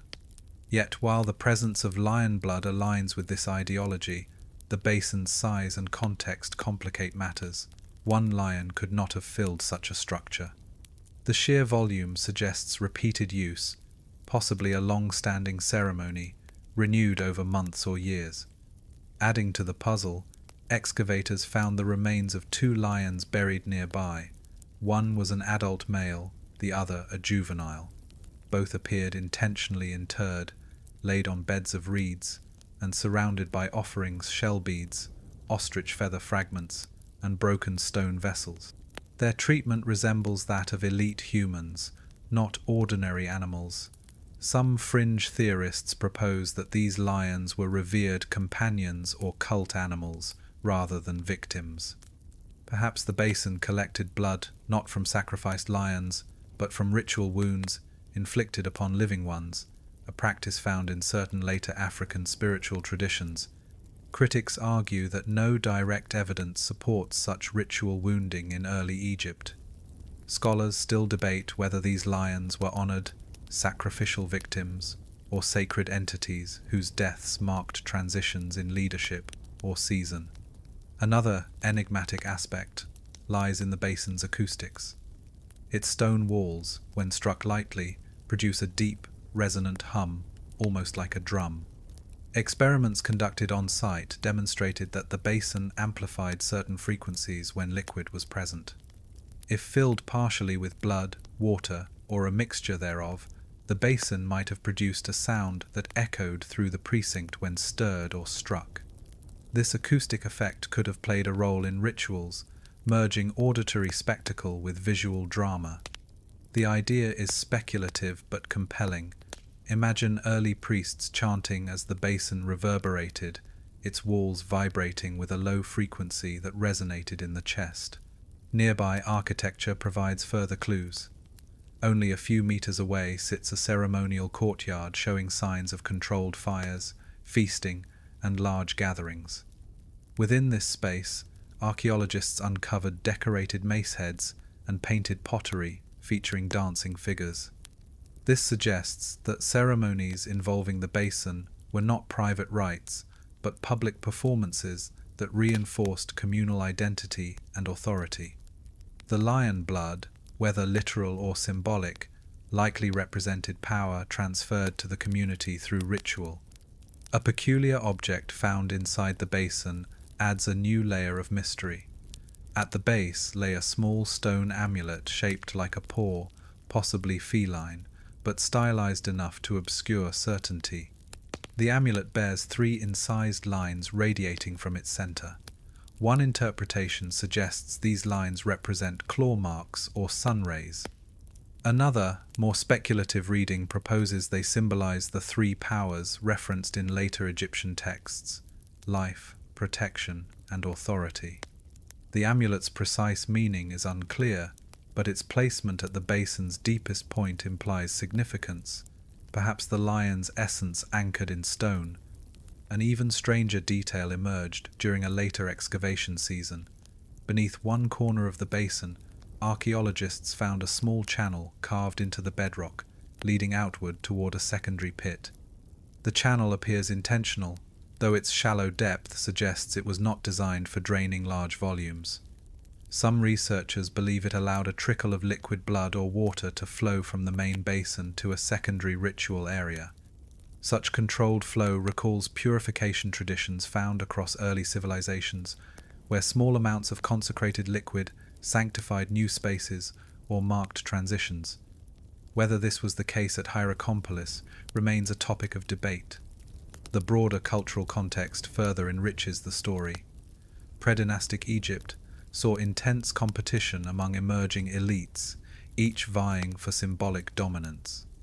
Lions, apex predators of the desert margins, embodied mastery over nature and divine approval. Controlling a lion through capture, sacrifice, or burial broadcast authority. The basin, then, might have functioned as a stage on which early leaders enacted their legitimacy. The repeated staining of its walls suggests ritual continuity spanning generations. Today, the lion blood basin sits fenced beneath a protective shelter, its once brilliant stains faded but still faintly visible. Visitors, standing in the desert heat, often remark on the basin's silence, how its empty stone seems to hold the memory of ancient power. But to imagine the past here is to conjure a world far louder: roaring lions, chanting crowds, beating drums, and the splash of ritual liquid against stone. Whether the basin was a sacred font, a royal stage, or something stranger still, it stands as a testament to a belief system in which human authority merged with the wild, where the essence of a lion could legitimize a leader, and where blood, real or symbolic, inscribed meaning onto the birth of a civilization. The mirror maze tomb of Raymond Dairy. Across the plains of northwestern Pakistan, where the Indus winds through vast fields and the horizon shimmers beneath layers of heat, lies Raymond Dairy, one of the earliest known urban settlements of South Asia. Most of the site consists of low mounds, mud brick outlines, and remnants of streets remarkably straight for their age. But beneath one unassuming platform, archaeologists uncovered something wholly unexpected: a narrow tomb constructed like a labyrinth, its interior walls studded with tiny reflective surfaces made from polished copper and mica. This peculiar structure has come to be known as the Mirror Maze Tomb. The tomb dates to roughly 2,800–2,500 BCE, contemporaneous with early Harappan developments. Its entrance is a tight, rectangular shaft leading down into a corridor that twists at deliberate angles. Each turn forces the visitor into close proximity with the walls that once glittered brilliantly when lamplight touched them. The reflective fragments are no larger than fingernails, yet they are numerous enough that early excavators described the experience as walking inside a constellation of metal stars. The arrangement does not appear random. Certain corners feature denser clusters of fragments, while long straight sections contain fewer, creating shifting patterns of brightness and shadow. Mainstream scholars interpret the reflective surfaces as symbolic guides for the deceased, a way to illuminate their path through the afterlife. In many ancient cultures, mirrors or mirror-like surfaces served as portals between worlds. Copper was a valuable, cosmologically charged material in the Indus region, often associated with vitality and protection. By embedding copper flakes into the tomb's walls, the builders may have sought to create a protective or purifying environment for the dead. Yet the tomb reveals oddities that resist easy explanation. For one, there is no central chamber. Instead, the passage loops back on itself twice, before ending in a small niche, barely large enough to hold a human body. This niche contained only a few bone fragments and a handful of beads, lapis, carnelian, and shell.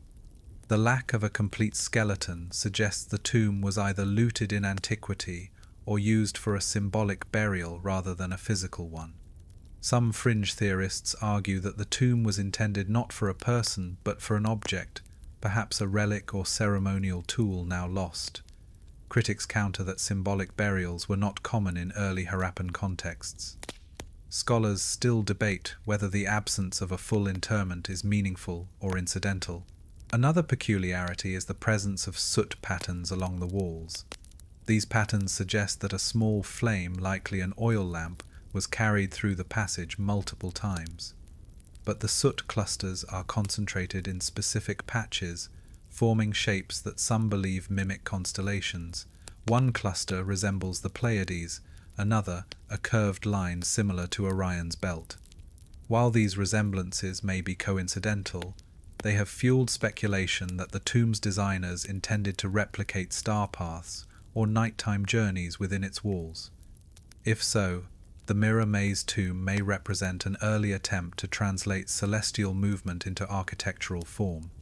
The mirrors themselves deepen the intrigue. Many fragments show signs of repeated handling, edges smoothed, surfaces slightly dulled. This indicates that the copper flakes may have been polished or adjusted before installation.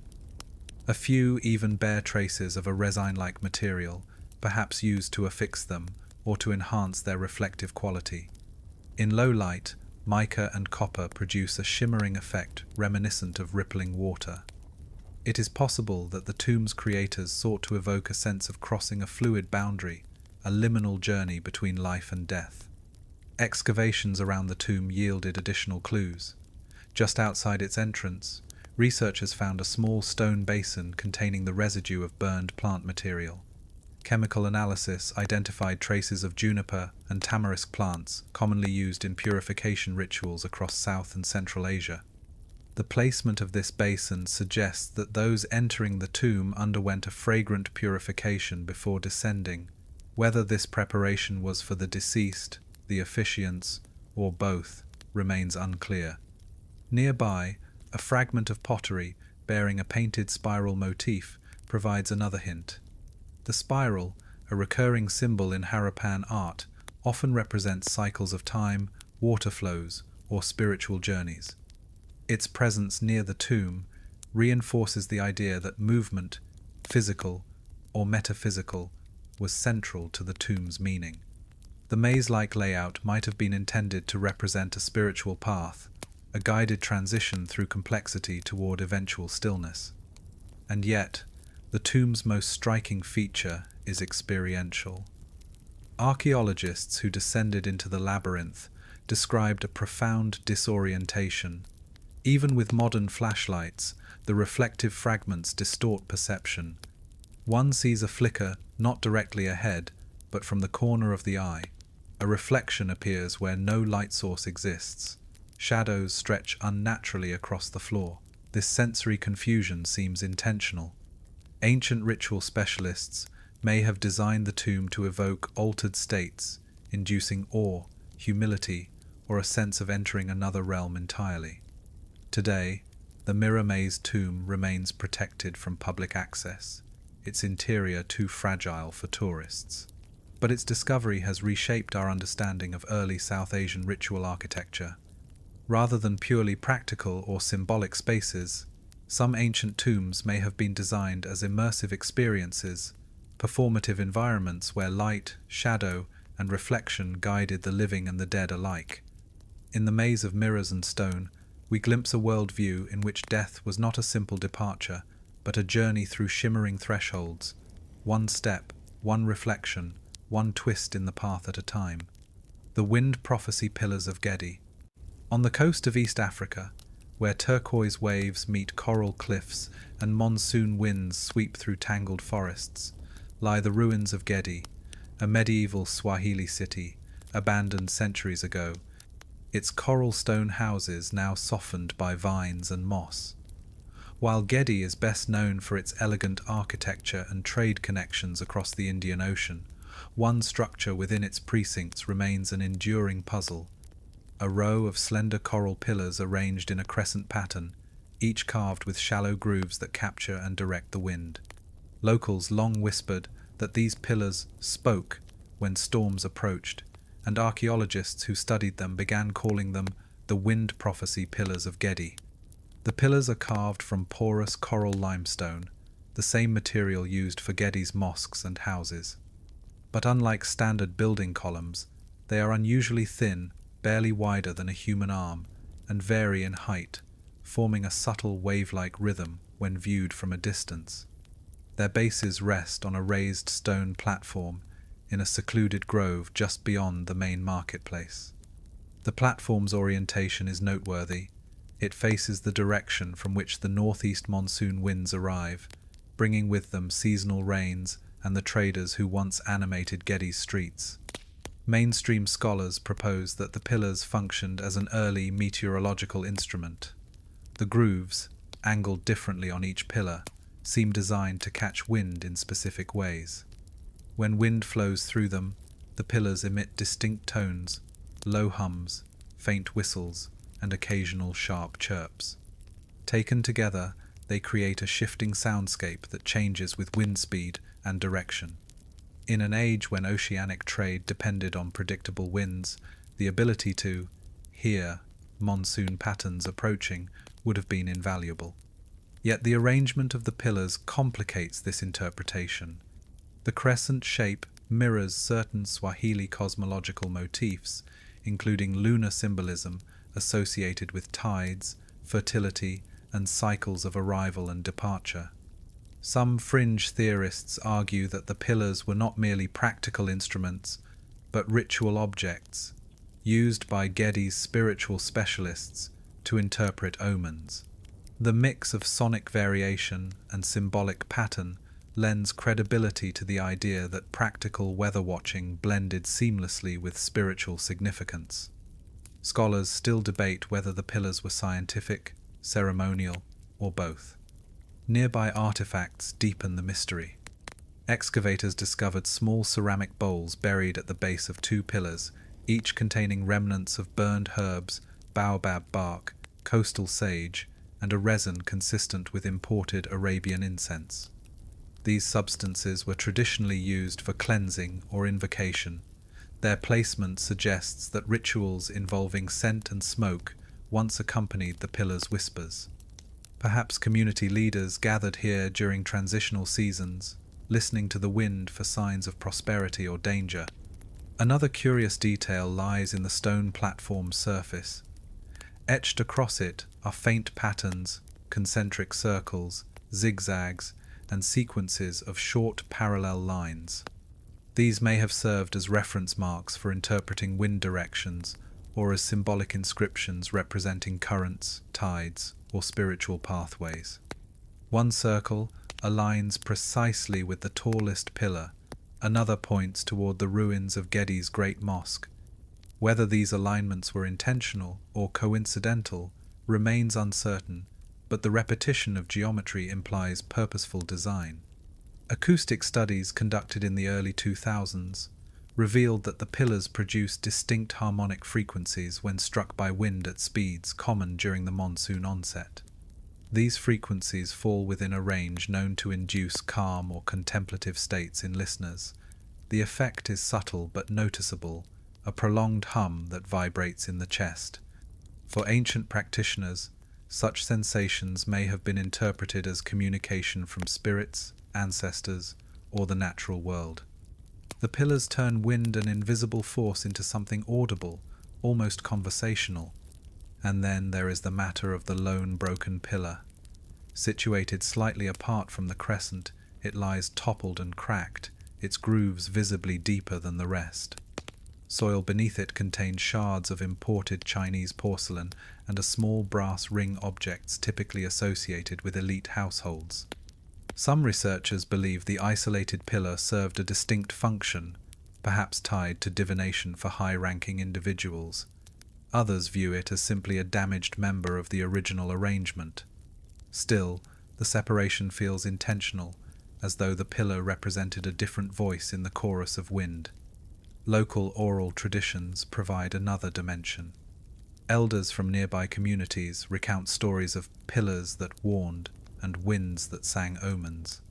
One tale describes a time when fishermen consulted the pillars before long voyages, listening to determine whether storms lurked beyond the horizon. Another speaks of healers who used the sight to diagnose ailments, interpreting changes in tone as signs of imbalances within the human spirit. Though these stories cannot be verified historically, they reflect a worldview in which nature's patterns and human fate were intimately linked. The wind prophecy pillars thus stand at the crossroads of science, spirituality, and environment. They embody a form of knowledge rarely preserved in written records, a knowledge that listened rather than looked, that understood the world through vibration and flow rather than through maps or measurements. To stand among the pillars today, when the afternoon breeze drifts through their grooves, is to hear a remnant of that ancient acoustic wisdom, a gentle chorus rising from coral stone, a dialogue between wind and craftsmanship, a reminder that the past sometimes speaks not in words, but in whispers carried on the air. The storm scar tablets of Göksu, in the steep river valleys of southern Anatolia, where thunderstorms roll in without warning and lightning fractures the sky in blinding white ribbons, archaeologists uncovered a cache of clay tablets unlike any others in the region. Buried beneath collapsed stones near a cliffside sanctuary overlooking the Göksu River, these tablets were inscribed not with words or images, but with jagged, erratic channels baked directly into the clay, as though shaped by the violent touch of nature itself. When the first tablet was lifted from the earth, its surface bore fused streaks and branching scars that looked eerily similar to lightning strikes on open plains. The find quickly earned a name both evocative and apt: the Storm Scar Tablets of Göksu. The tablets date to roughly 1,200 BCE, during the Late Bronze Age, a period when the Hittites dominated much of Anatolia. Yet, the tablet style diverges sharply from known Hittite writing traditions.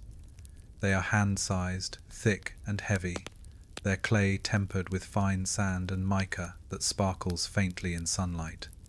Unlike typical administrative tablets carefully shaped, neatly inscribed, the storm scar pieces appear almost chaotic. Some contain branching grooves that radiate from a single point, like veins of a leaf, or the fractal patterns left by lightning-scorched earth. Others bear a swirl of shallow pits surrounding a deeper, cone-shaped depression. Mainstream scholars have proposed that these features were created by ritual exposure to lightning, either by placing tablets on high ground during storms or by firing them in kilns designed to mimic the effects of electrical discharge. Yet this interpretation raises questions. Lightning does not strike so predictably that dozens of tablets could be charged in this manner, nor do the scars perfectly match natural fulguration patterns. Some fringe theorists therefore suggest that the tablets were intentionally carved to resemble lightning's unpredictable pathways. According to this view, the tablets served as ritual props tools for diviners who interpreted the shapes as signs from storm deities. Lightning held immense symbolic power across the ancient Near East. The Hittite storm god Taruna was believed to wield bolts as weapons and messages, shaping both rain and destruction. The Göksu sanctuary itself sits in a region notorious for sudden storms. Perhaps the tablets were part of ceremonies designed to invoke or interpret the will of the sky. The sanctuary's layout supports this hypothesis. Built on a rocky ledge overlooking the river, it includes a circular stone platform with scorch marks around its edges. These marks do not align with typical hearth patterns. They are too thin, too diffuse, more consistent with localized bursts of intense heat. A few meters away lies a shallow pit filled with ash, calcined bone fragments, and pieces of charred wood, likely remnants of ritual offerings.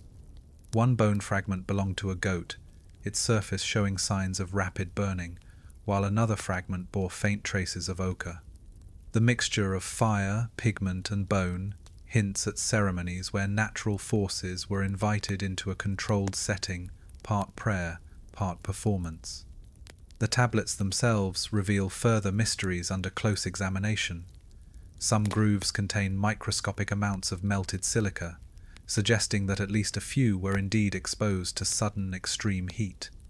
Experiments indicate that such effects could be achieved by placing clay tablets near a lightning strike, or even using metal rods to channel electrical discharge during a storm. Whether the ancient people of Göksu possessed the knowledge or desire to orchestrate such an event remains unclear. Scholars still debate whether the melting was intentional or incidental. Equally puzzling is the discovery of tablet shards inside a narrow rock crevice just below the sanctuary. These fragments appear to have been intentionally broken.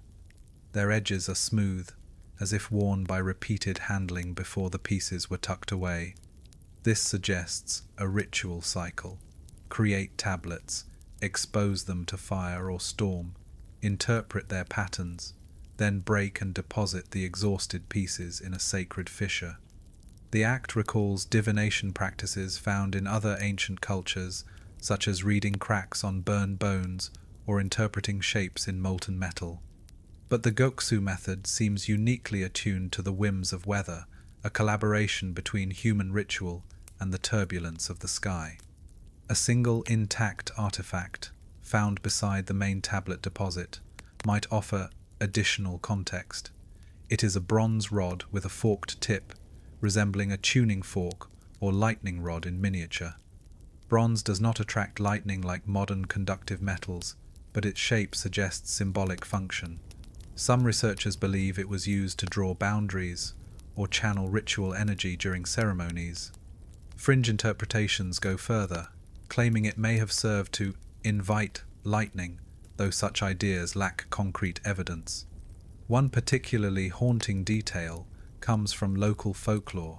Villagers from nearby communities have long spoken of stones touched by the sky, believed to protect against drought or misfortune. These tales, passed down over generations, hint at long-standing traditions of storm veneration in the valley. While not proof of continuity, they reveal an enduring cultural fascination with the power and unpredictability of lightning. Today, the storm scar tablets are preserved in controlled environments, their surfaces still shimmering faintly with mica. When light strikes the grooves just right, the branching patterns seem to flicker an echo of the storms that may have shaped them. Standing before them, one senses the awe that ancient people must have felt as they sought meaning in the violence of the sky. Were these tablets messages from the storm, tools to interpret divine will, or artifacts of rituals now lost beyond memory? Whatever their purpose, the tablets remind us that ancient ritual was often an attempt to negotiate with forces far larger than oneself, a way to listen to thunder, to read lightning, and to inscribe the unpredictable into clay that could endure long after the storm had passed. The night garden of Saba, across the rugged highlands of Yemen, where terraced fields cling to mountainsides and the scent of frankincense drifts through warm evening air, lie the ruins of the ancient Sabaean kingdom, land of incense caravans, moon temples, and engineers who coaxed fertility from some of the harshest landscapes in Arabia.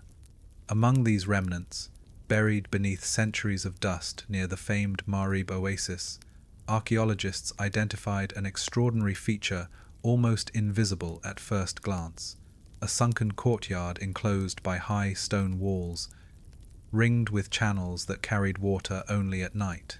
Within this enclosure, researchers found evidence of nocturnal rituals, carefully tended blossoms, and offerings placed exclusively under moonlight. This space, quiet, hidden, and meticulously engineered, has come to be known as the Night Garden of Saba. The garden lies adjacent to what was once a ceremonial avenue leading toward the Awam Temple, one of the most revered sanctuaries dedicated to the moon god Al-Maka. While Sabaean inscriptions often praise Al-Maka as protector of irrigation and divine judge of contracts, this hidden courtyard hints at a more intimate, perhaps esoteric dimension of lunar worship. Its design is striking: a rectangular depression lined with stone slabs, fed by a network of narrow aqueducts branching from an underground cistern. These channels were fitted with simple valves that allowed water to run only after sunset. During the day, the garden remained dry and dormant. At night, it shimmered with reflected moonlight on shallow pools, giving the impression that the courtyard had been drawn into a silent dialogue with the sky. Mainstream scholars interpret the garden as a ritual horticultural space, perhaps used to cultivate plants associated with moonlit ceremonies, white blossoms, fragrant herbs, or nocturnal species. Indeed, pollen analysis revealed traces of jasmine, tuberose, and a night-blooming desert flower now extremely rare in the region. These species release their strongest scents after dark, suggesting the garden was designed as a sensory chamber where fragrance, light, and shadow blended into an immersive ritual environment. Yet the structure also contains features far more enigmatic. Along the garden's perimeter stand 12 slender stone markers, evenly spaced, each cut with a shallow crescent-shaped hollow. Under certain angles of moonlight, the crescents cast pointed shadows onto the central walkway, shifting position with the moon's movement across the sky. The effect is delicate but perceptible, a lunar clock visible only to those accustomed to its patterns. Was the garden used to track lunar phases, to time rituals, or to mark sacred nights tied to seasonal cycles? Scholars still debate whether the crescent markers served practical calendrical purposes or carried symbolic meaning alone. A more unusual clue lies in the arrangement of small offering vessels found near the garden's corners. Many contained residues of burnt resin, likely frankincense or myrrh, yet a few held ingredients foreign to the region, such as storax and benzoin, aromatic resins prized in ritual contexts but imported from distant lands. This diversity suggests that rituals performed here were not ordinary communal practices, but specialized ceremonies requiring carefully curated materials. The presence of imported resins implies a level of secrecy or exclusivity resources too precious for routine offerings. The most haunting element emerged when excavators uncovered a narrow bench along the garden's northern wall. Its surface bore faint incisions of geometric patterns, spirals, interlocked triangles, and repeating wave motifs. These designs are consistent with Sabaean iconography, but here they appear unusually dense, as though layered by multiple hands over time. Fringe theorists propose that the bench served as a meditative seat, where ritual attendants traced the symbols while listening to the garden's water flow. Others suggest the carvings represent a coded ritual sequence. Without inscriptions, interpretation remains uncertain. Even more puzzling is the discovery of a small stone sculpture found buried at the garden's center. The figurine, roughly the height of a hand, depicts a cloaked figure with its head lowered, its face featureless. At first, researchers believed it to be a common votive offering, but a residue analysis revealed an unexpected detail. The figurine's surface held traces of a luminescent mineral, possibly crushed aragonite, suggesting it once glowed faintly when exposed to moonlight. Whether this glow served symbolic, decorative, or practical purposes is unclear. Some suggest the figurine embodied a lunar intermediary, an unseen officiant present in the garden's rituals. The acoustic properties of the garden also raise questions. When water flowed through its narrow channels at night, the sound reverberated softly against the stone walls, creating a rhythmic, almost melodic pattern. The effect intensified when wind passed over the cistern vents. A soft, breath-like hum would fill the courtyard, a sound that, in the silence of the desert night, might have been interpreted as the voice of the moon god himself. It is possible that the night garden functioned partly as a soundscape where flowing water, fragrant air, and shifting shadows invited participants into a state of contemplative trance. Local oral tradition, though separated by millennia, preserves faint echoes of such practices. Elders in nearby communities speak of gardens that woke only at night, where ancestors gathered to commune with the moon. These stories cannot be treated as direct memories of the Sabaean garden, yet they reflect enduring regional associations between moonlight, water, and ritual. What ultimately distinguishes the night garden of Saba is the intentional layering of sensory elements, light, smell, sound, motion, woven into a single architectural experience. Unlike monumental temples or public squares, this garden hides its purpose within subtlety. It was not built to impress crowds, but to transform the inner world of those allowed to enter. Today, much of the garden remains buried for protection, its channels dry, its blossoms long vanished. But under a clear Yemeni sky, when the moon climbs bright above the ruins, the outlines of the courtyard still catch faint silver light. One can imagine water once flowing through those narrow channels, jasmine releasing its fragrance, shadows creeping along the crescent markers, an ancient ritual unfolding in silence, guided by the slow, deliberate arc of the moon. The deep well voices of Arslan Tepe. On the rolling plains of eastern Turkey, where the Euphrates once braided its way through fertile earth, rises the mound of Arslan Tepe, a layered archive of human settlement stretching back more than 6,000 years. Palaces, storerooms, ceremonial chambers, and fire-scorched corridors lie buried within its strata. But among these many architectural remnants, one feature remains especially enigmatic: a series of narrow stone shafts descending deep into the mound, each producing a haunting acoustic effect. When a soft sound is uttered at the rim, no louder than a murmur, it echoes back as a multi-layered vibration, as if several unseen voices respond from the depths. These structures, known collectively as the deep well voices of Arslan Tepe, have long puzzled archaeologists. The wells themselves are not water sources. They are too narrow for drawing buckets, too deep for ordinary storage, and positioned far from any viable water table. Instead, they appear deliberately constructed within ceremonial precincts dating to the late Chalcolithic and early Bronze Age, roughly 3,500, 2,500 BCE. The wells vary in depth, the deepest reaching nearly 15 meters. Their interiors are lined with precisely placed stones, forming a smooth cylindrical surface. Some contain niches carved into the walls at certain intervals, while others feature faint traces of white plaster, now cracked and peeling. The craftsmanship suggests not practicality, but symbolism spaces created for ritual or sensory purposes, rather than mundane tasks.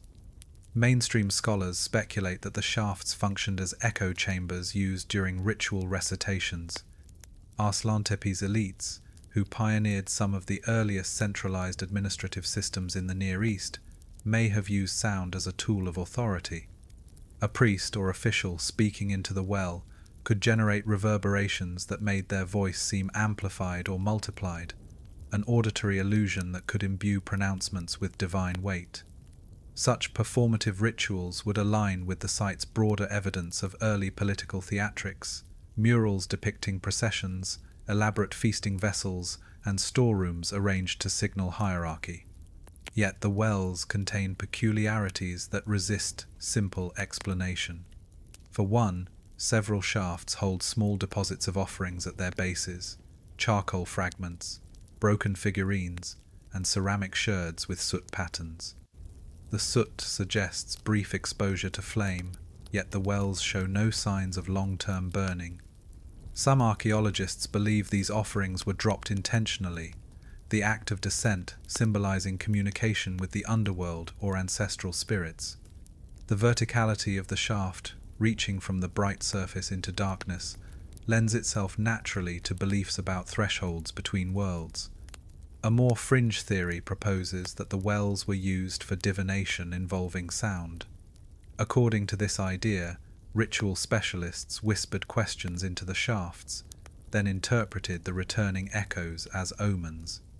Variations in tone, delay, or resonance might have been attributed to spiritual responses. Critics argue that such interpretations are speculative and lack textual support. Yet the acoustic behavior of the wells is undeniably striking. Experiments conducted by researchers revealed that even subtle vibrations, finger snaps, soft footfalls produce layered echoes unlike those of ordinary chambers. Scholars still debate whether this acoustic sensitivity was intentional or merely a byproduct of careful stonework. The well's locations offer additional hints. All are situated within or near structures associated with ceremonial or administrative activity. One well lies beside a narrow corridor decorated with painted plaster bands, red, black, and white. Another stands at the corner of a room containing large clay basins used for feasting or libation. A third is positioned next to a raised platform thought to have supported a wooden throne. This clustering suggests the wells formed part of a ritual circuit stations in a sequence of actions performed during communal or elite ceremonies. An especially puzzling artifact emerged from the base of the deepest well, a smooth stone sphere, slightly larger than a fist, marked with several shallow grooves. These grooves, arranged in parallel sets, resemble tally lines or counting marks. Some researchers believe the sphere was used as a ritual object, perhaps rolled into the well during ceremonies. When dropped, it would have produced distinct echoes as it struck the stone sides, creating a patterned sequence of sounds. Interpreting these sequences could have formed a kind of auditory divination. Such practices, though unproven at Arslantepe, appear in various ancient traditions, where sound becomes a medium for reading fate or communicating with the unseen. Another oddity is the presence of airflow. Even when surface winds are still, faint currents move upward through several wells, creating soft whistling sounds. The airflow likely stems from interconnected cavities within the mound, but the effect is eerie, almost as though the wells breathe. Some fringe interpretations claim the airflow was harnessed deliberately, perhaps by placing thin membranes or reeds across the rim to produce tones. While no such membranes survive, the idea speaks to the imaginative possibilities of a culture experimenting with the sensory power of architecture. Nearby clay tablets from later periods mention rituals involving voices of the deep and the breath of the earth, though their exact meanings are obscure. Whether these references relate to the wells is uncertain, but they underscore a broader cultural association between sound, depth, and the divine. Today, standing beside one of the deep well openings, one can feel the temperature drop and hear faint echoes moving within. Speak softly, and the well answers not with a reflection of one's own voice, but with a layered, resonant murmur that feels older than the stones themselves. The experience evokes the ancient impulse to seek meaning in hidden spaces, to listen for wisdom in the depths, to treat sound as a bridge between the human and the otherworldly. The wells of Arslantepe are, ultimately, reminders that ancient rituals often relied not only on sight, but on the intangible vibration, echo, breath. Through these vertical corridors of sound, we glimpse a world where architecture shaped experience, where authority spoke from the depths, and where silence itself could be transformed into something sacred. The masked procession of Avaris.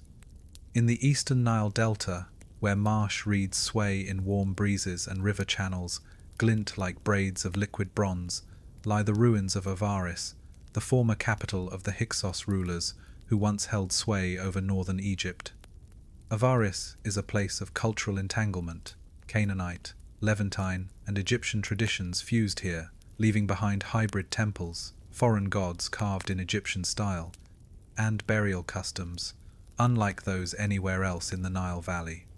Yet among these many layers, one discovery stands apart for its enigmatic power. A line of small clay figurines, each depicting a hooded or masked figure walking in single file. They were found buried along the edge of a ceremonial road, as though eternally frozen mid-procession. Archaeologists call them the masked procession of Avaris. The figurines, roughly hand-sized, date to about 1,650–1,550 BCE, during the height of Hyksos influence. Each figure appears wrapped in a cloak that conceals the body entirely. Only the heads are distinct, and even these are obscured by elongated masks with narrow eye slits. Some masks are smooth, others show subtle ridges along the sides, reminiscent of animal features. A few bear faint traces of pigment, deep red around the eyes, black across the forehead. The figure's feet are close together, suggesting slow, deliberate movement. Their arms, when carved at all, are pressed tightly against their sides, as if bound in ritual posture. Mainstream scholars interpret these figurines as evidence of a ceremonial procession, perhaps tied to funerary rites or seasonal festivals. Avaris, with its Levantine traditions, maintained a vibrant cultic life, involving processions of deities carried on portable shrines. The masked figures may represent priests or attendants participating in such rituals, yet this explanation only scratches the surface. The figurines' burial arrangement carefully lined up, all facing the same direction along a processional road, suggests they were not casual offerings, but representations of a specific, choreographed event. The context of their discovery adds more complexity. Just behind the procession, excavators found shallow pits containing animal bones, mostly sheep and goats, with cut marks indicating ritual slaughter. Mixed with these bones were fragments of incense burners and small ceramic cups bearing residue of resonated wine. This suggests the processions were accompanied by feasting or offerings. Curiously, several pits also contained smooth river stones arranged in neat piles. Their function remains unclear. Perhaps they served as counters or tokens marking stages of the ritual.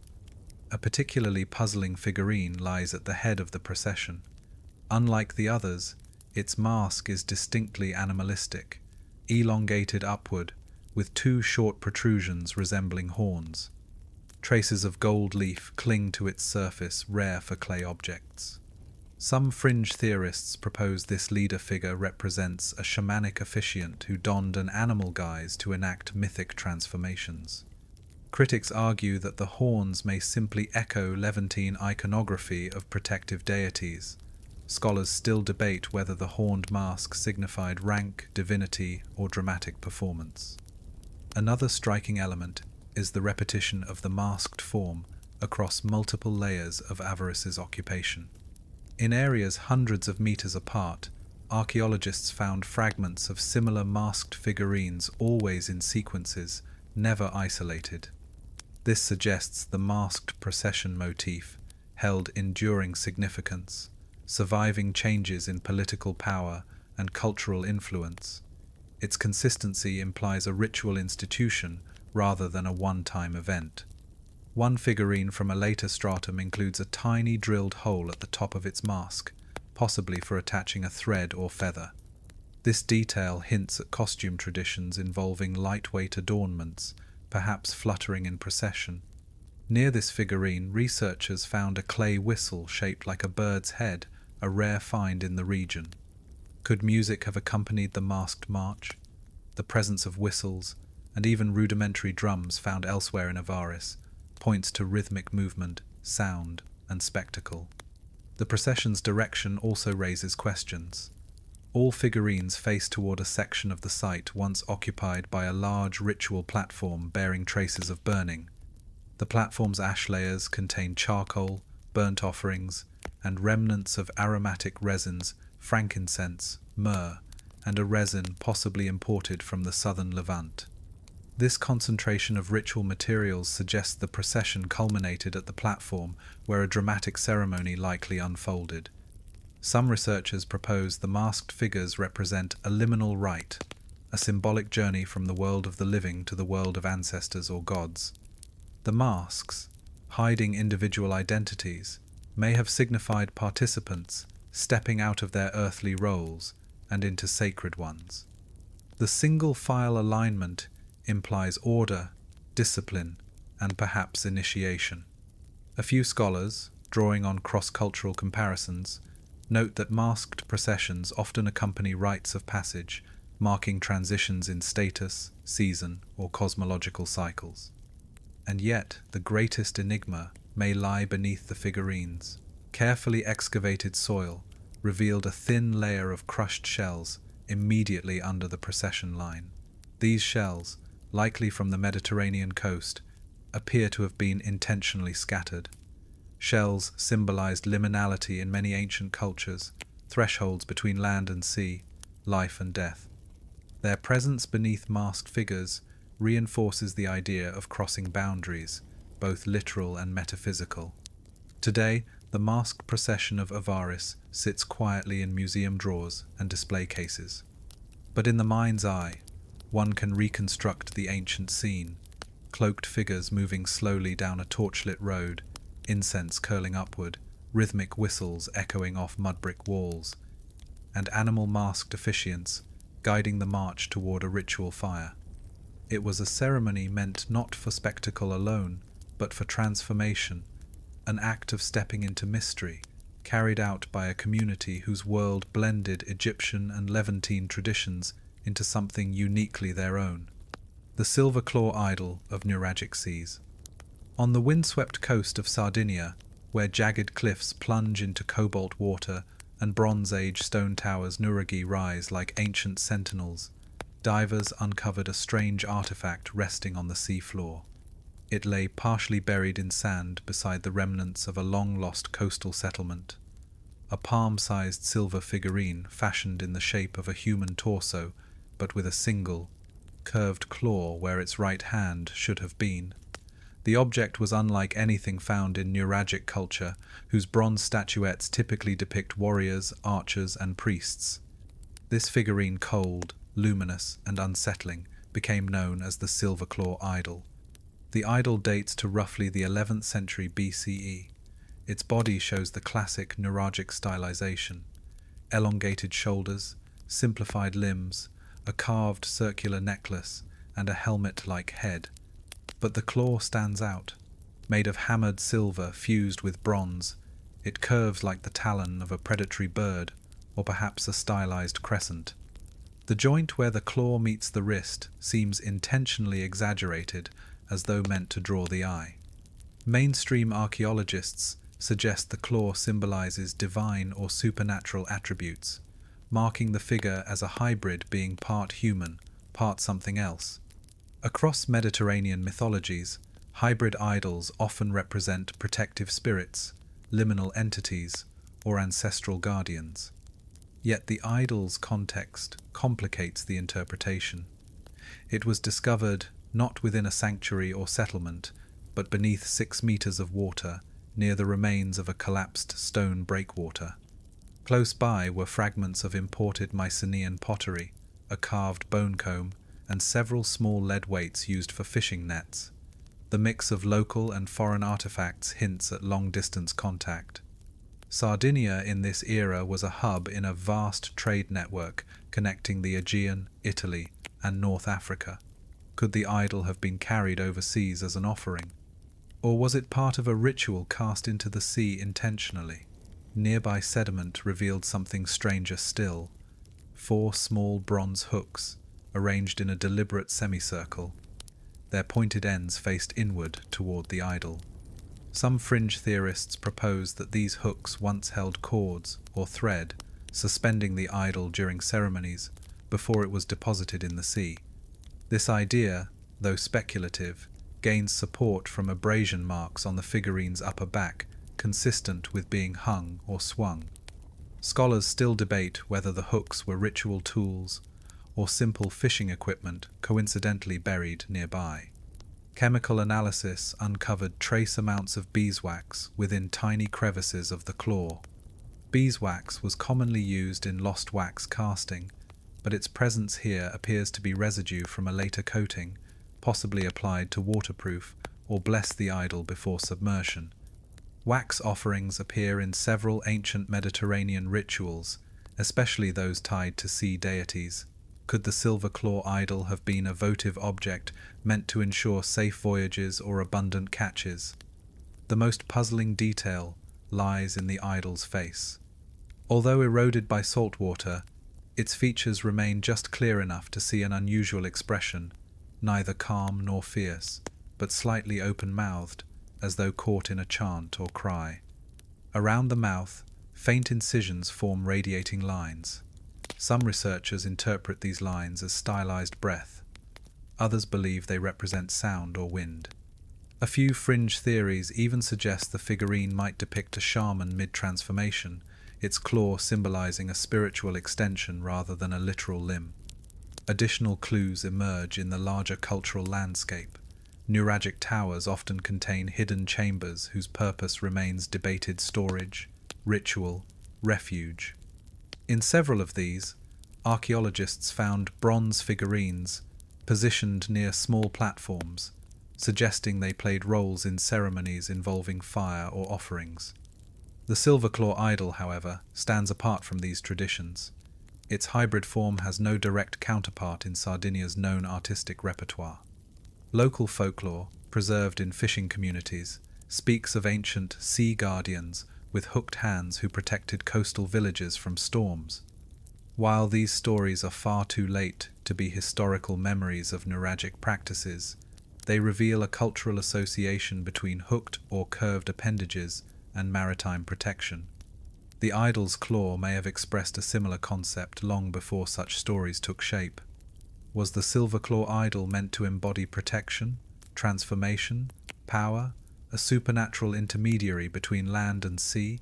Its discovery beneath seawater suggests it did not fall by accident. Rather, it was placed there carefully, ritually, with intention. Whether as thanks, supplication, or sacrifice, the sea received it. Today, the idol rests in a controlled museum display, its silver still faintly reflective. To gaze upon it is to sense the quiet tension of its form, part human, part unknown, a guardian crafted with care by hands that believed the sea was alive and listening. It stands as a reminder that ancient cultures expressed meaning not only through clear symbols, but through ambiguity.